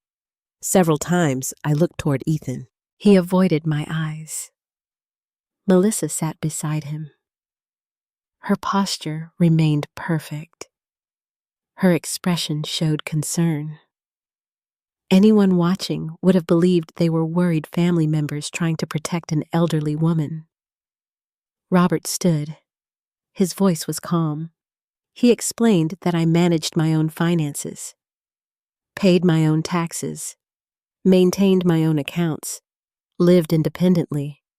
He presented statements, records, documentation. Then the judge looked directly at me. "Mrs. Long, how long have you lived in your home?" 42 years. "Do you wish to remain there?" "Yes." "Do you believe you can care for yourself?" "Yes." She studied me. "Has anyone pressured you to leave your home?" The courtroom became very quiet. I looked at Ethan, my son, my only child. I remembered him at age 6 riding his bicycle. I remembered him at 17 leaving for college. I remembered him crying at Daniel's funeral. And then I remembered the dark house, the cold, the silence. "Yes." The word came softly. Judge Whitman nodded. "Who?" My voice shook. "My son." Ethan looked down. Melissa stiffened. The judge made several notes. Then Ethan's attorney asked permission to question me. He stood. "Mrs. Long, have you experienced memory problems?" No. Have you forgotten bills? No. What about the electric bill? Robert immediately stood. Objection. The judge nodded. Sustained. The attorney changed direction. Do you depend heavily on your neighbor Helen? No. Did you stay at her home?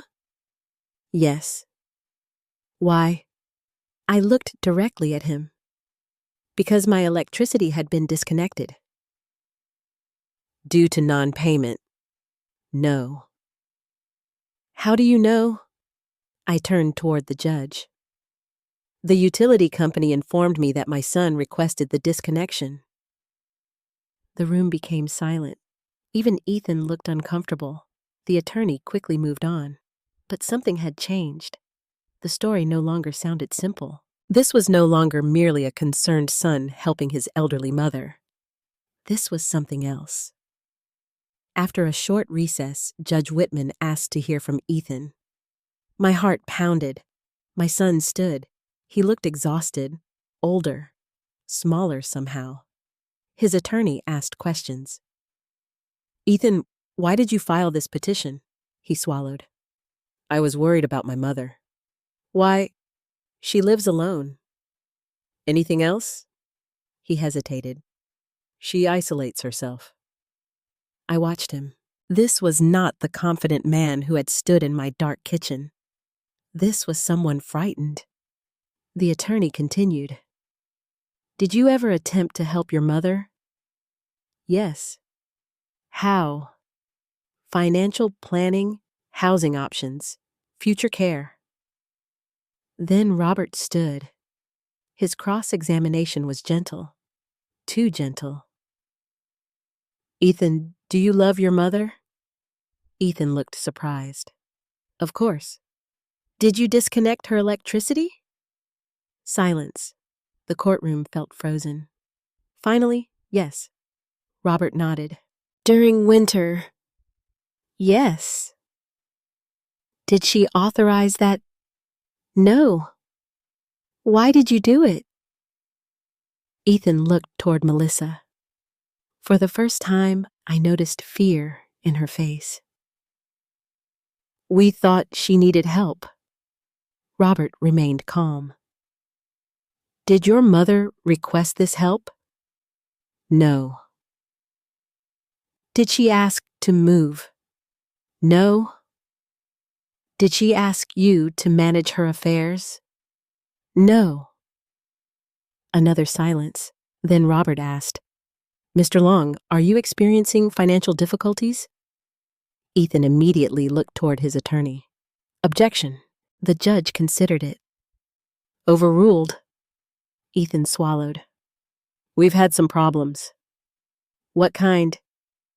Debt. The courtroom became very quiet. Robert continued. Significant debt. Yes. Have you discussed your financial problems with your mother? No. Have you discussed the value of her house? Ethan said nothing. Robert repeated, Have you? Yes. Frequently. Yes. I closed my eyes, because hearing him admit it hurt more than the lies. The hearing paused for lunch. I sat with Robert in the small conference room. How bad is it? I asked. He was quiet. Worse than I expected. What do you mean? Ethan isn't telling everything. My stomach tightened. What else is there? Robert opened a folder. I obtained public records. He slid several papers toward me. There were liens, loan documents, business debts, credit problems. My eyes widened. He's in this much trouble, Robert nodded. And Melissa, possibly more.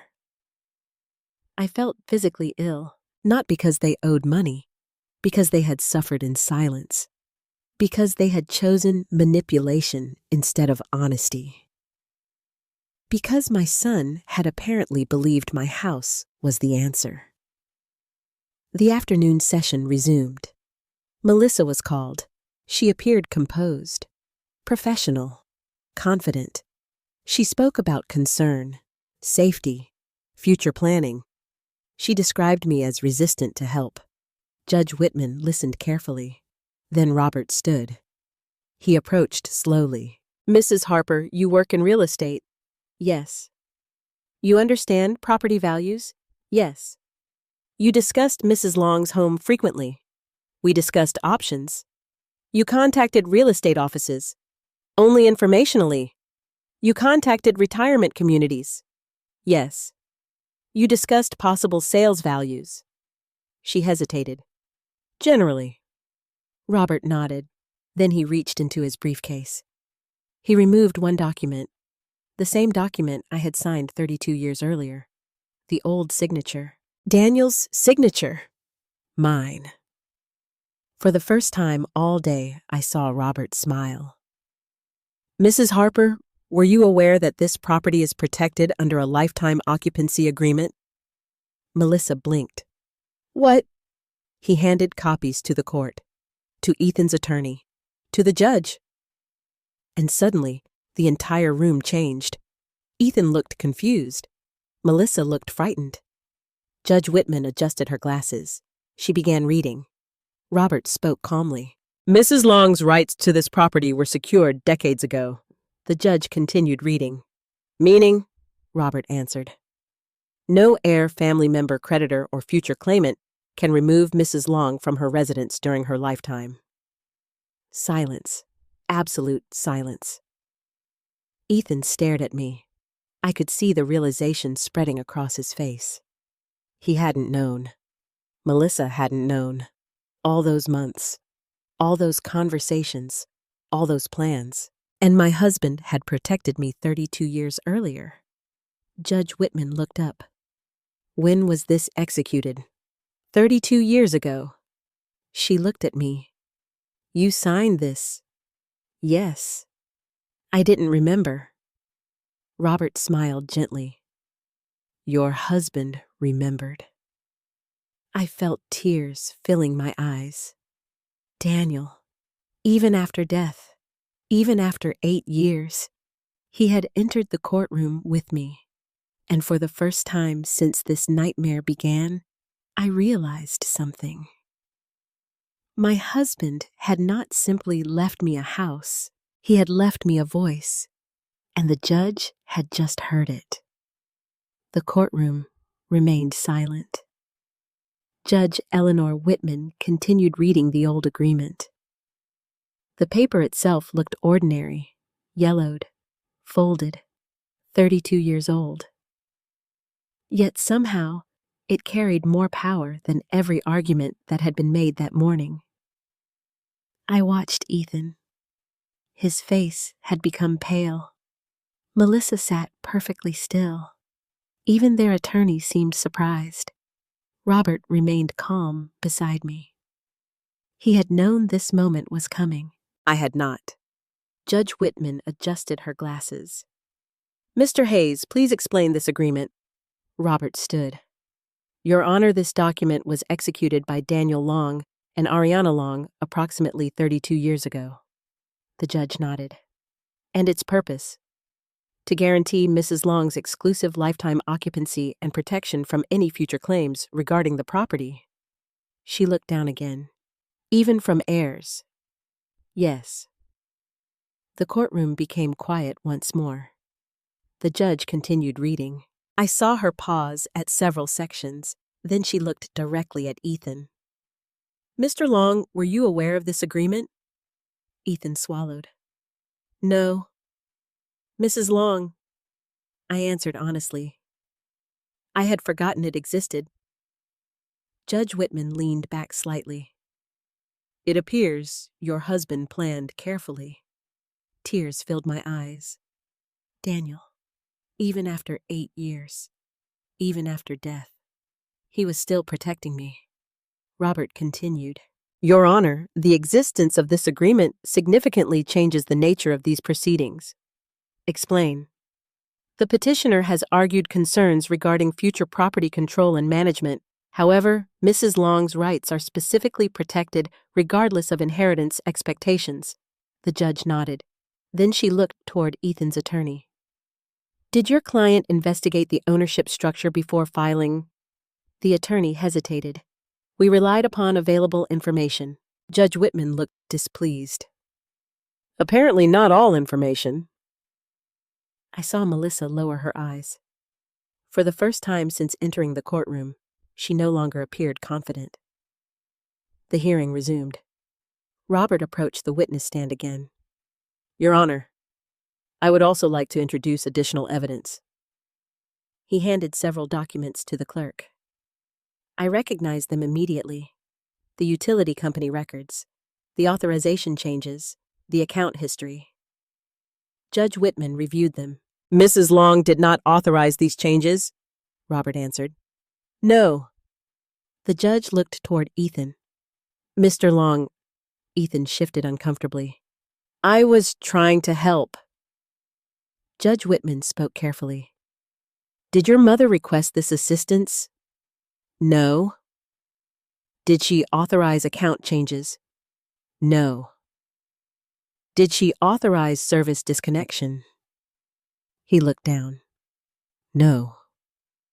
The room became extremely quiet. The judge made several notes. Then she asked, why was the electricity disconnected? Ethan struggled to answer. We wanted her to stay with us. The judge stared at him. You disconnected a 68-year-old woman's electricity during winter. His attorney attempted to intervene, but Judge Whitman raised her hand. I'm asking the witness. Ethan swallowed. Yes.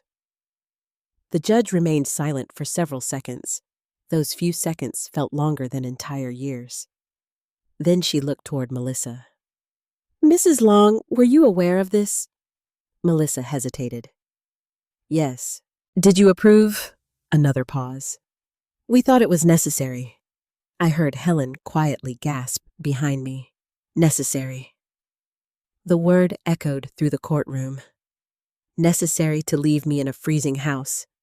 Necessary to force me out. Necessary to make me surrender. Judge Whitman looked visibly disturbed.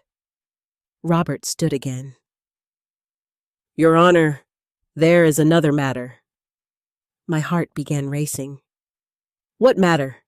The judge asked. Robert opened a folder. Several documents appeared inside.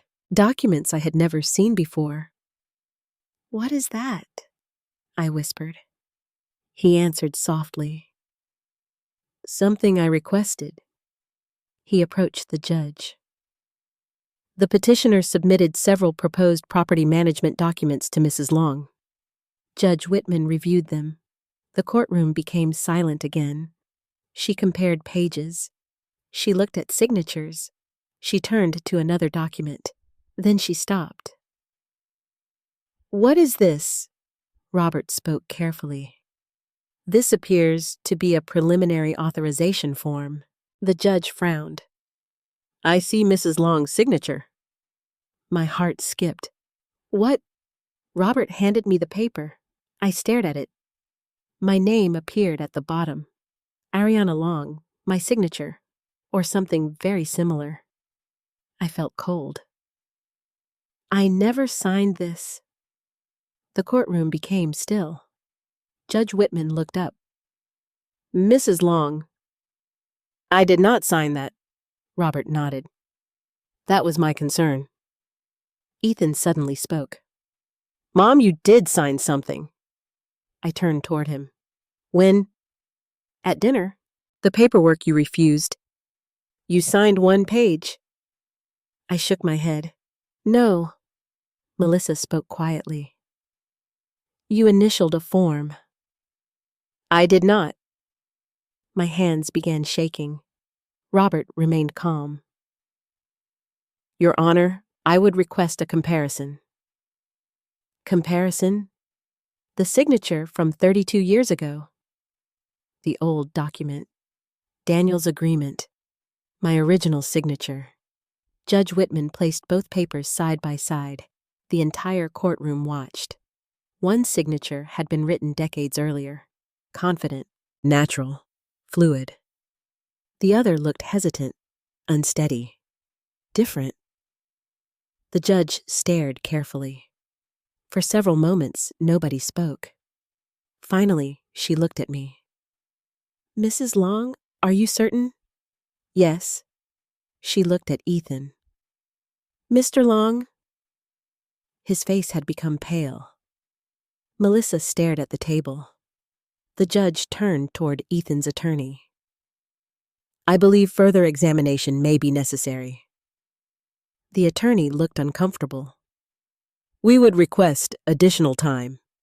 Robert spoke. "Your Honor, the authenticity of this signature directly affects these proceedings." Judge Whitman nodded. "Agreed." I sat frozen. My own signature, or a copy of it. Someone had attempted to use my name, my hands, my identity. Suddenly, the old signature Daniel had protected 32 years earlier became more important than ever, because it showed who I truly was, and perhaps it showed who someone else wanted me to be. The hearing paused briefly.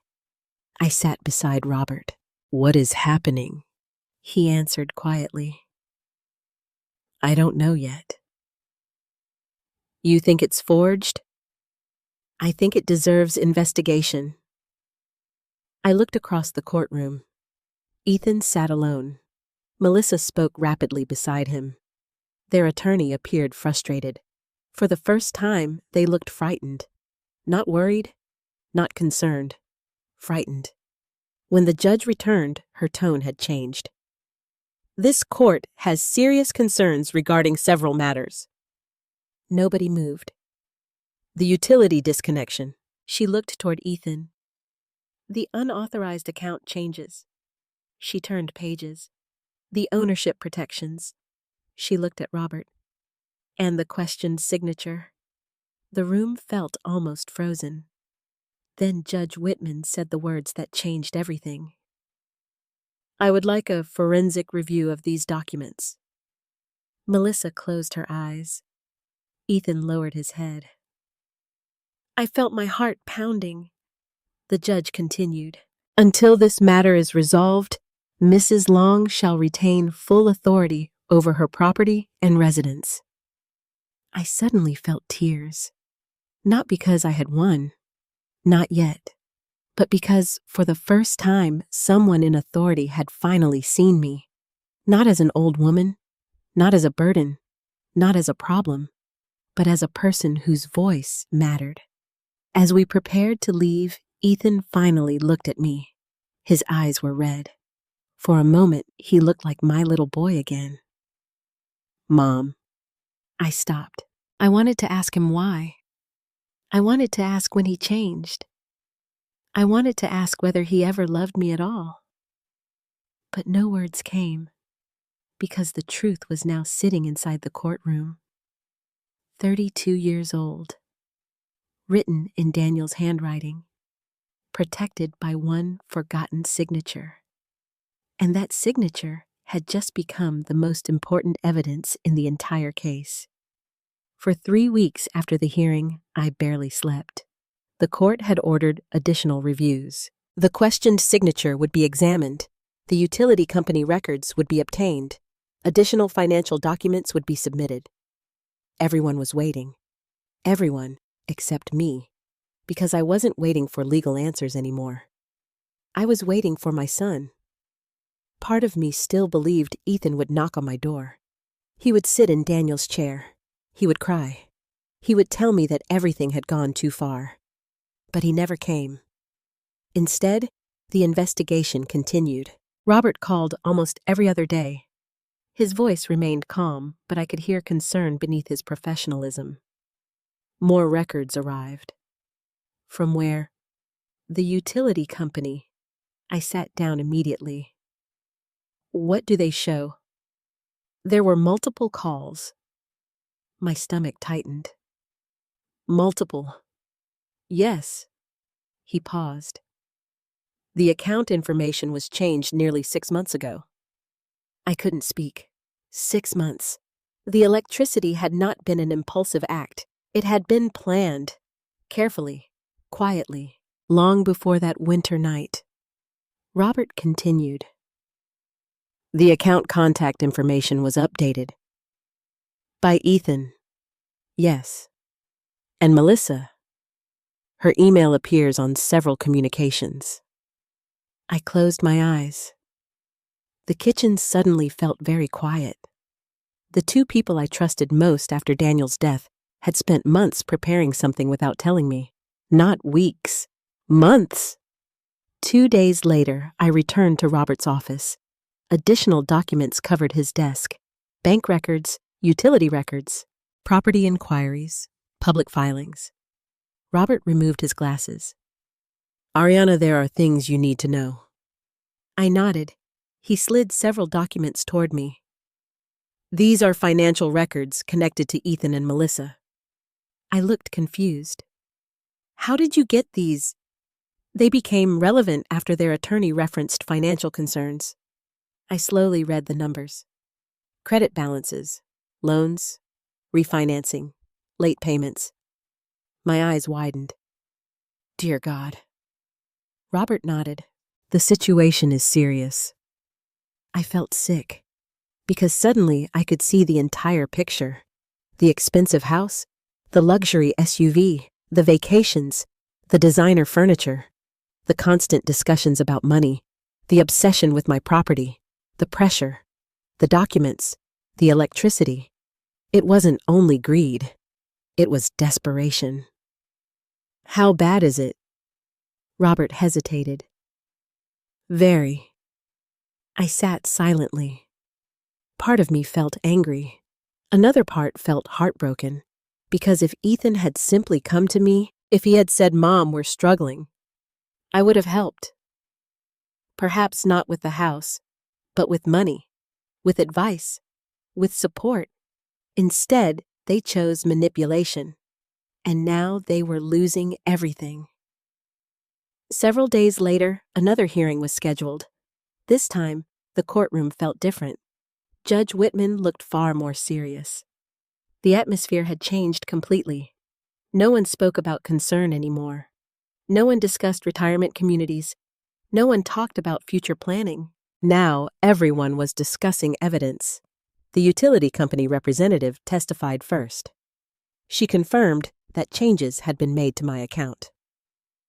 Who authorized those changes? Ethan Long. Were written permissions provided?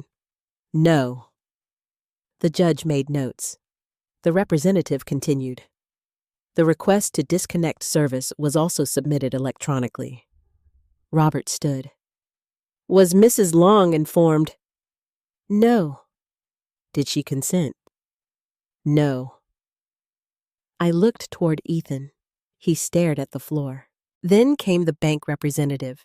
Several financial notices had been redirected. Mailing preferences had changed. Contact information had been altered. Again, without my permission. Again, without my knowledge. Judge Whitman became increasingly concerned. Then Robert introduced the signature analysis. The courtroom became silent. The specialist explained handwriting comparisons, natural signatures, pressure points, letter formations, pen movement. Finally, he reached his conclusion. The questioned signature is inconsistent with Mrs. Long's authentic signature. I felt my heart pounding. The expert continued. There are significant differences.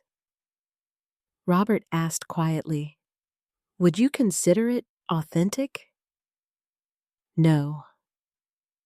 Ethan closed his eyes. Melissa looked pale.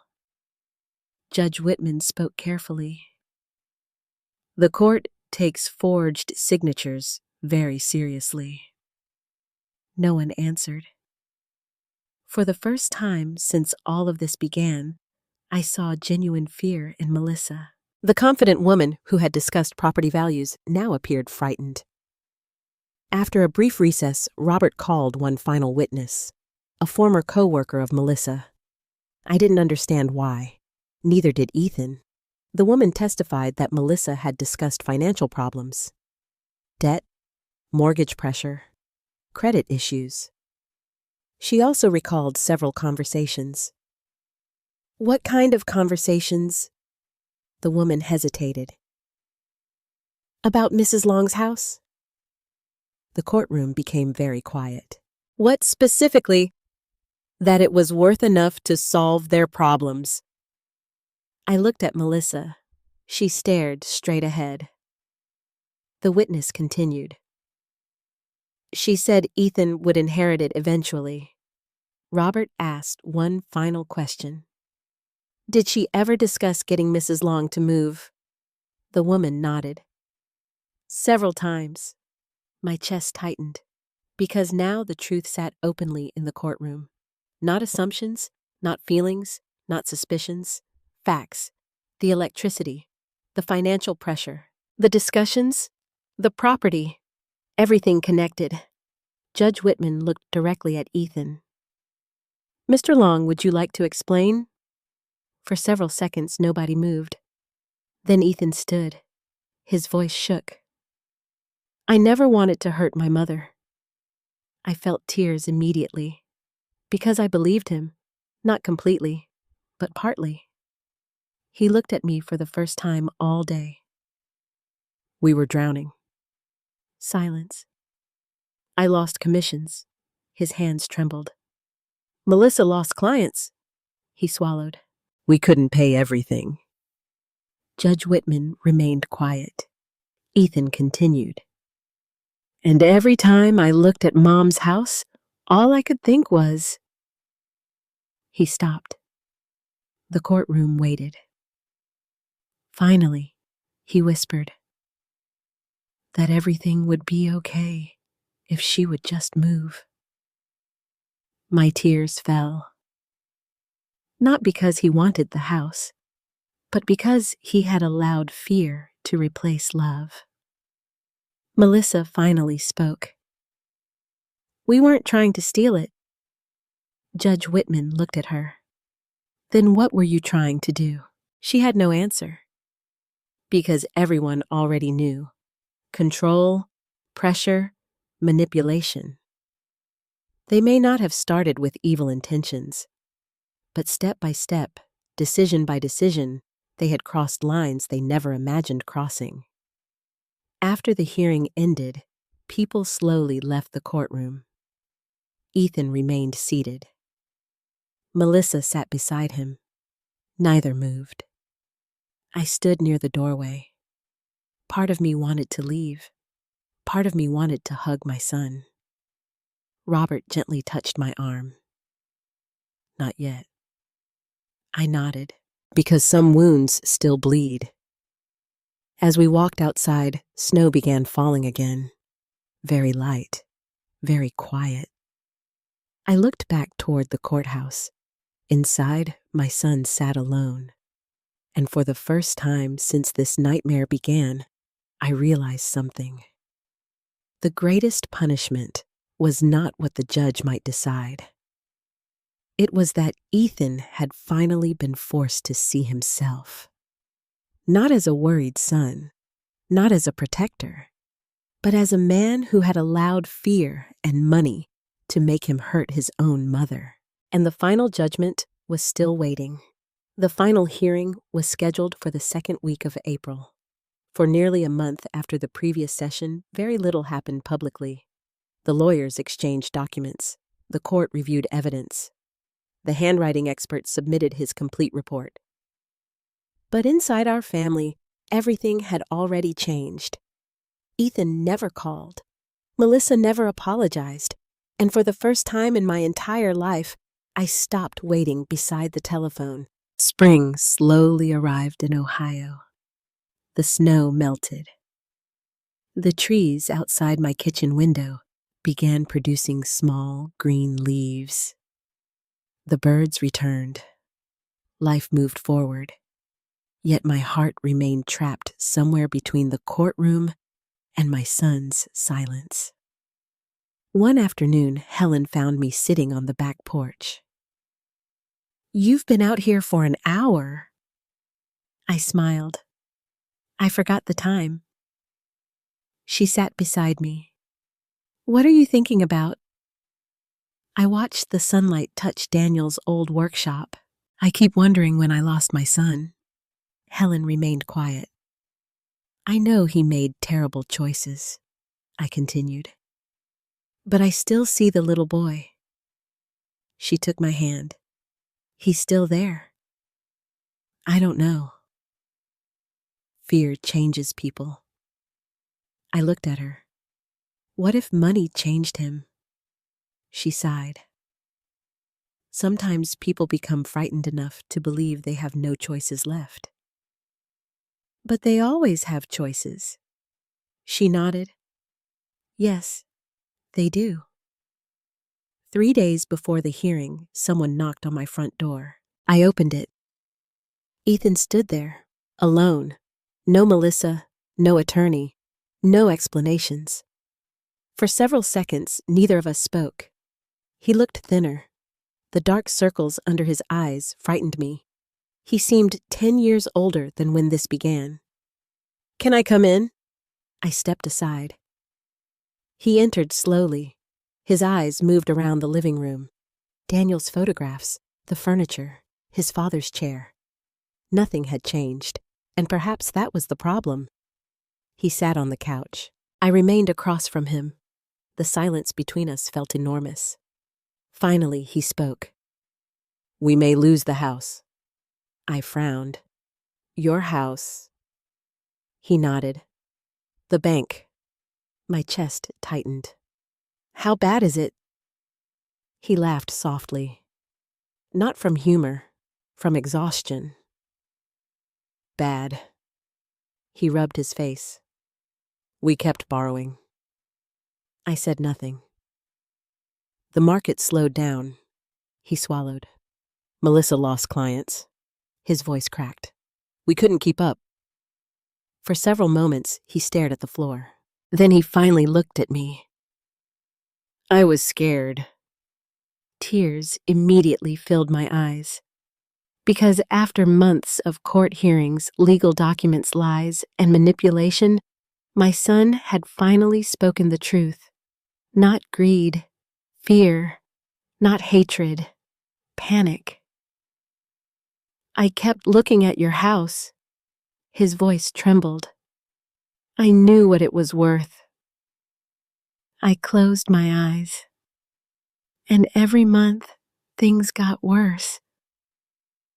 He began crying, not loudly, not dramatically, quietly.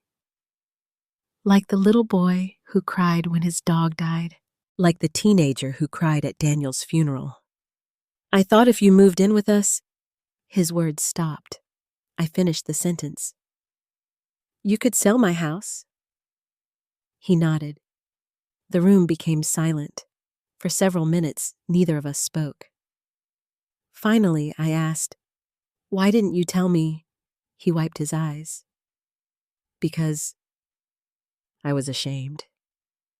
That answer hurt more than everything else, because shame had built this tragedy. Shame had become secrecy. Secrecy had become pressure. Pressure had become betrayal. I would have helped you. I know.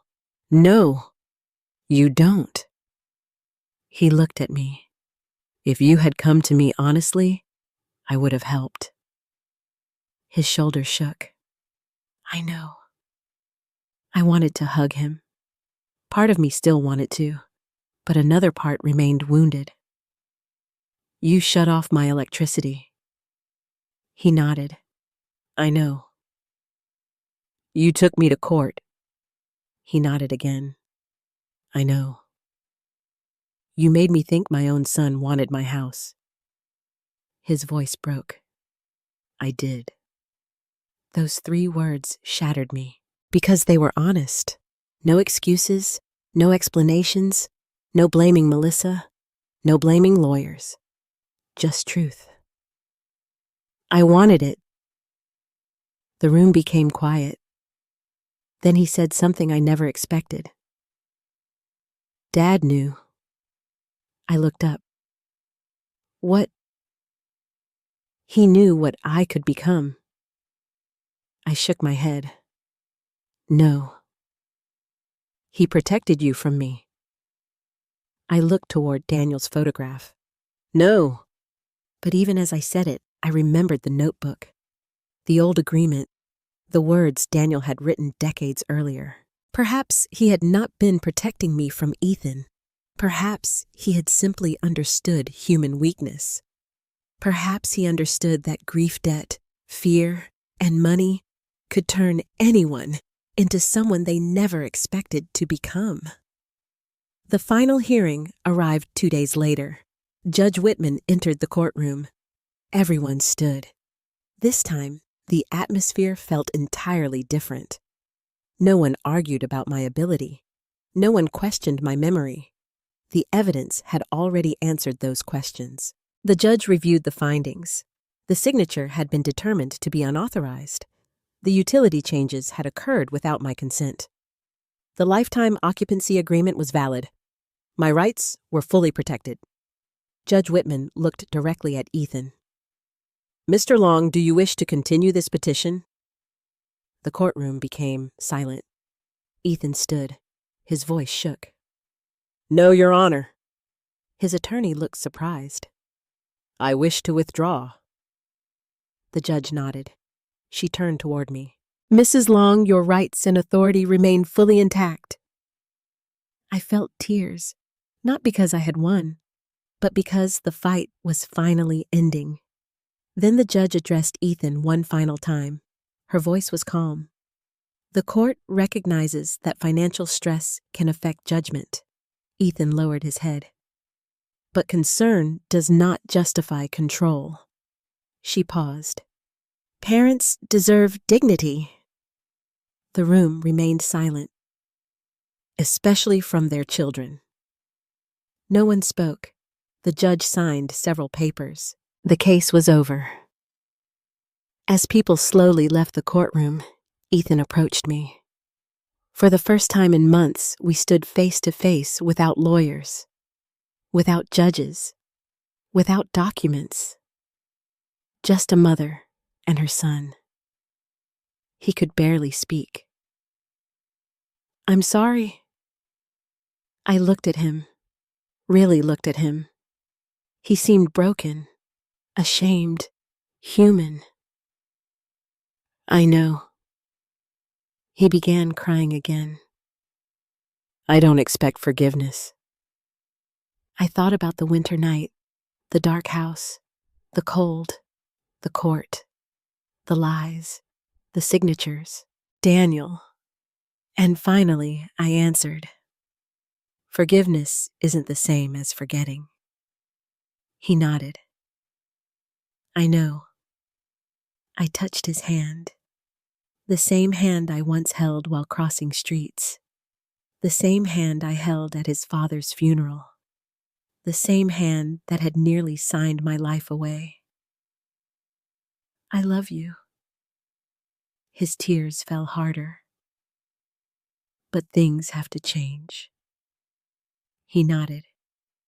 I know. Outside the courthouse, spring sunlight filled the streets. Daniel's old signature had saved me. The judge had seen the truth. My home remained mine. But standing there beside my son, I realized that saving my house had never been the entire story. The greater question was whether our family could survive.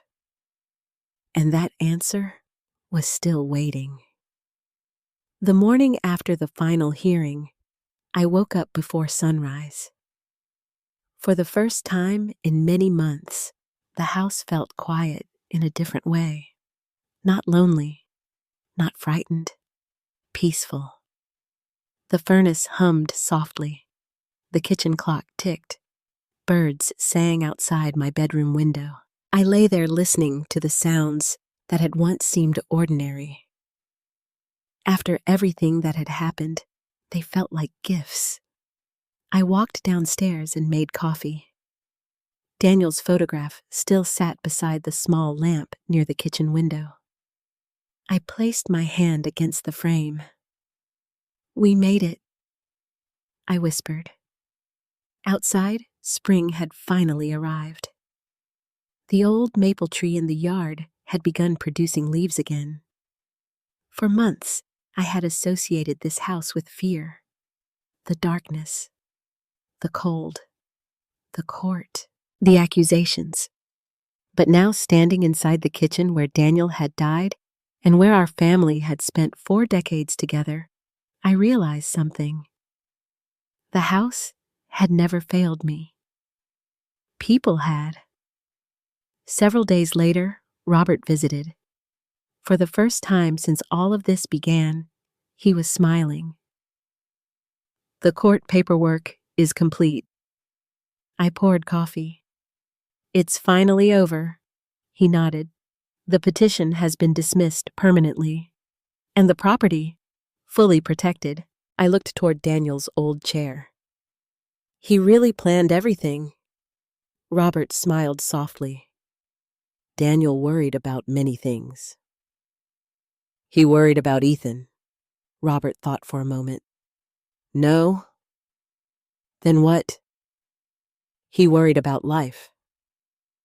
I remained quiet. Robert continued. "He believed good people sometimes make bad decisions." I thought about my son. Perhaps that was true. Before leaving, Robert handed me a small envelope. "What's this?" "Daniel asked me to give it to you someday if those documents were ever needed." My heart stopped. "You've had this all these years," he nodded. 32 years. After he left, I sat alone in the living room. Inside the envelope was a short letter. Daniel's handwriting immediately brought tears to my eyes. "Ari, if you are reading this, then life became harder than I hoped it would. Please remember that protecting yourself is not the same as abandoning someone you love. Sometimes the people we love become afraid. Sometimes fear changes them. But never allow fear, yours or theirs, to take your home, your dignity, or your peace. I trust you. I always will." I cried for nearly an hour, because even after death, my husband somehow understood all of us. Several weeks passed. The court case disappeared from public attention. Neighbors stopped asking questions. Life slowly became ordinary again. One Saturday afternoon, someone knocked on my door. It was Ethan, again. This time, he looked different. Not defeated, not ashamed, simply tired. "I sold the house." I blinked. "What?" "Our house." He sat down. "The bank was willing to work with us." I listened quietly. We moved into an apartment. For a long moment, neither of us spoke. Finally, he said, "Melissa left." My heart sank. "When?" "2 weeks ago." I didn't know what to say. He stared at his hands. "We blamed each other." His voice cracked.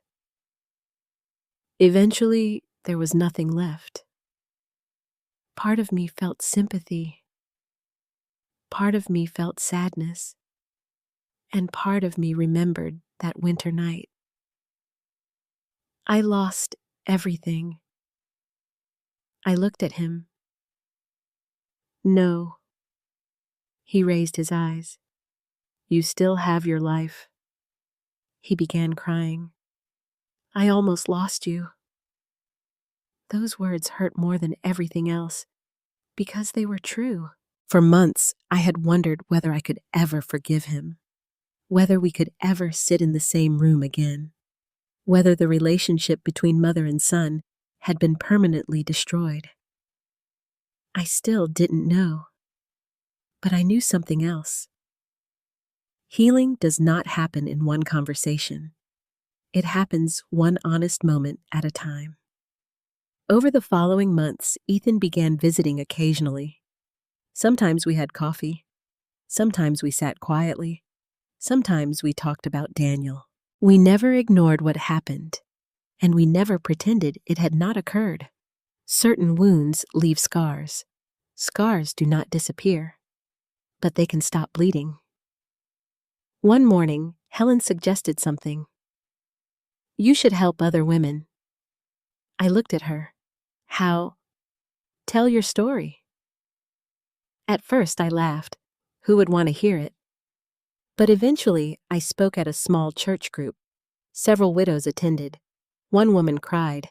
Another admitted her children were pressuring her to sell her home. Another said her finances were controlled by relatives. I realized I wasn't alone, and neither were they.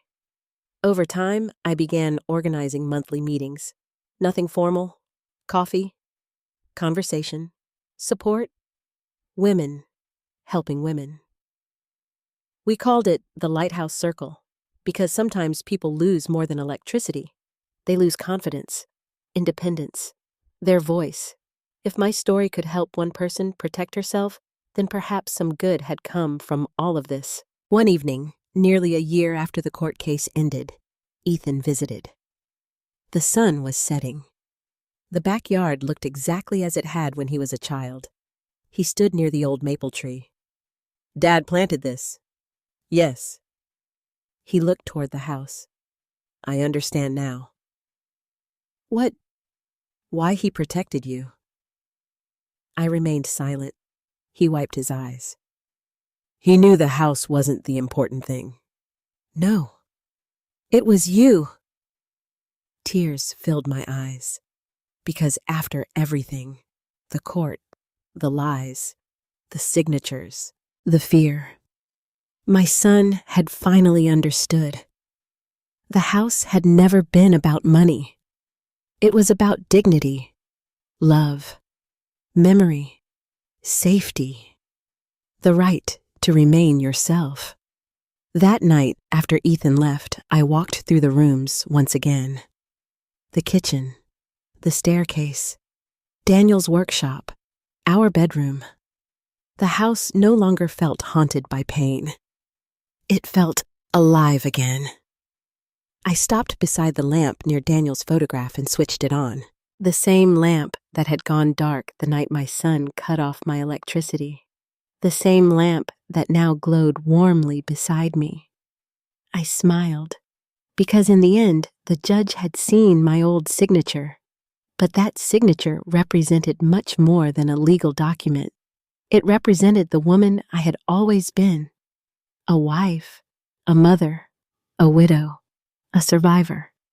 And no one, not fear money debt, or even my own son, could take that away from me.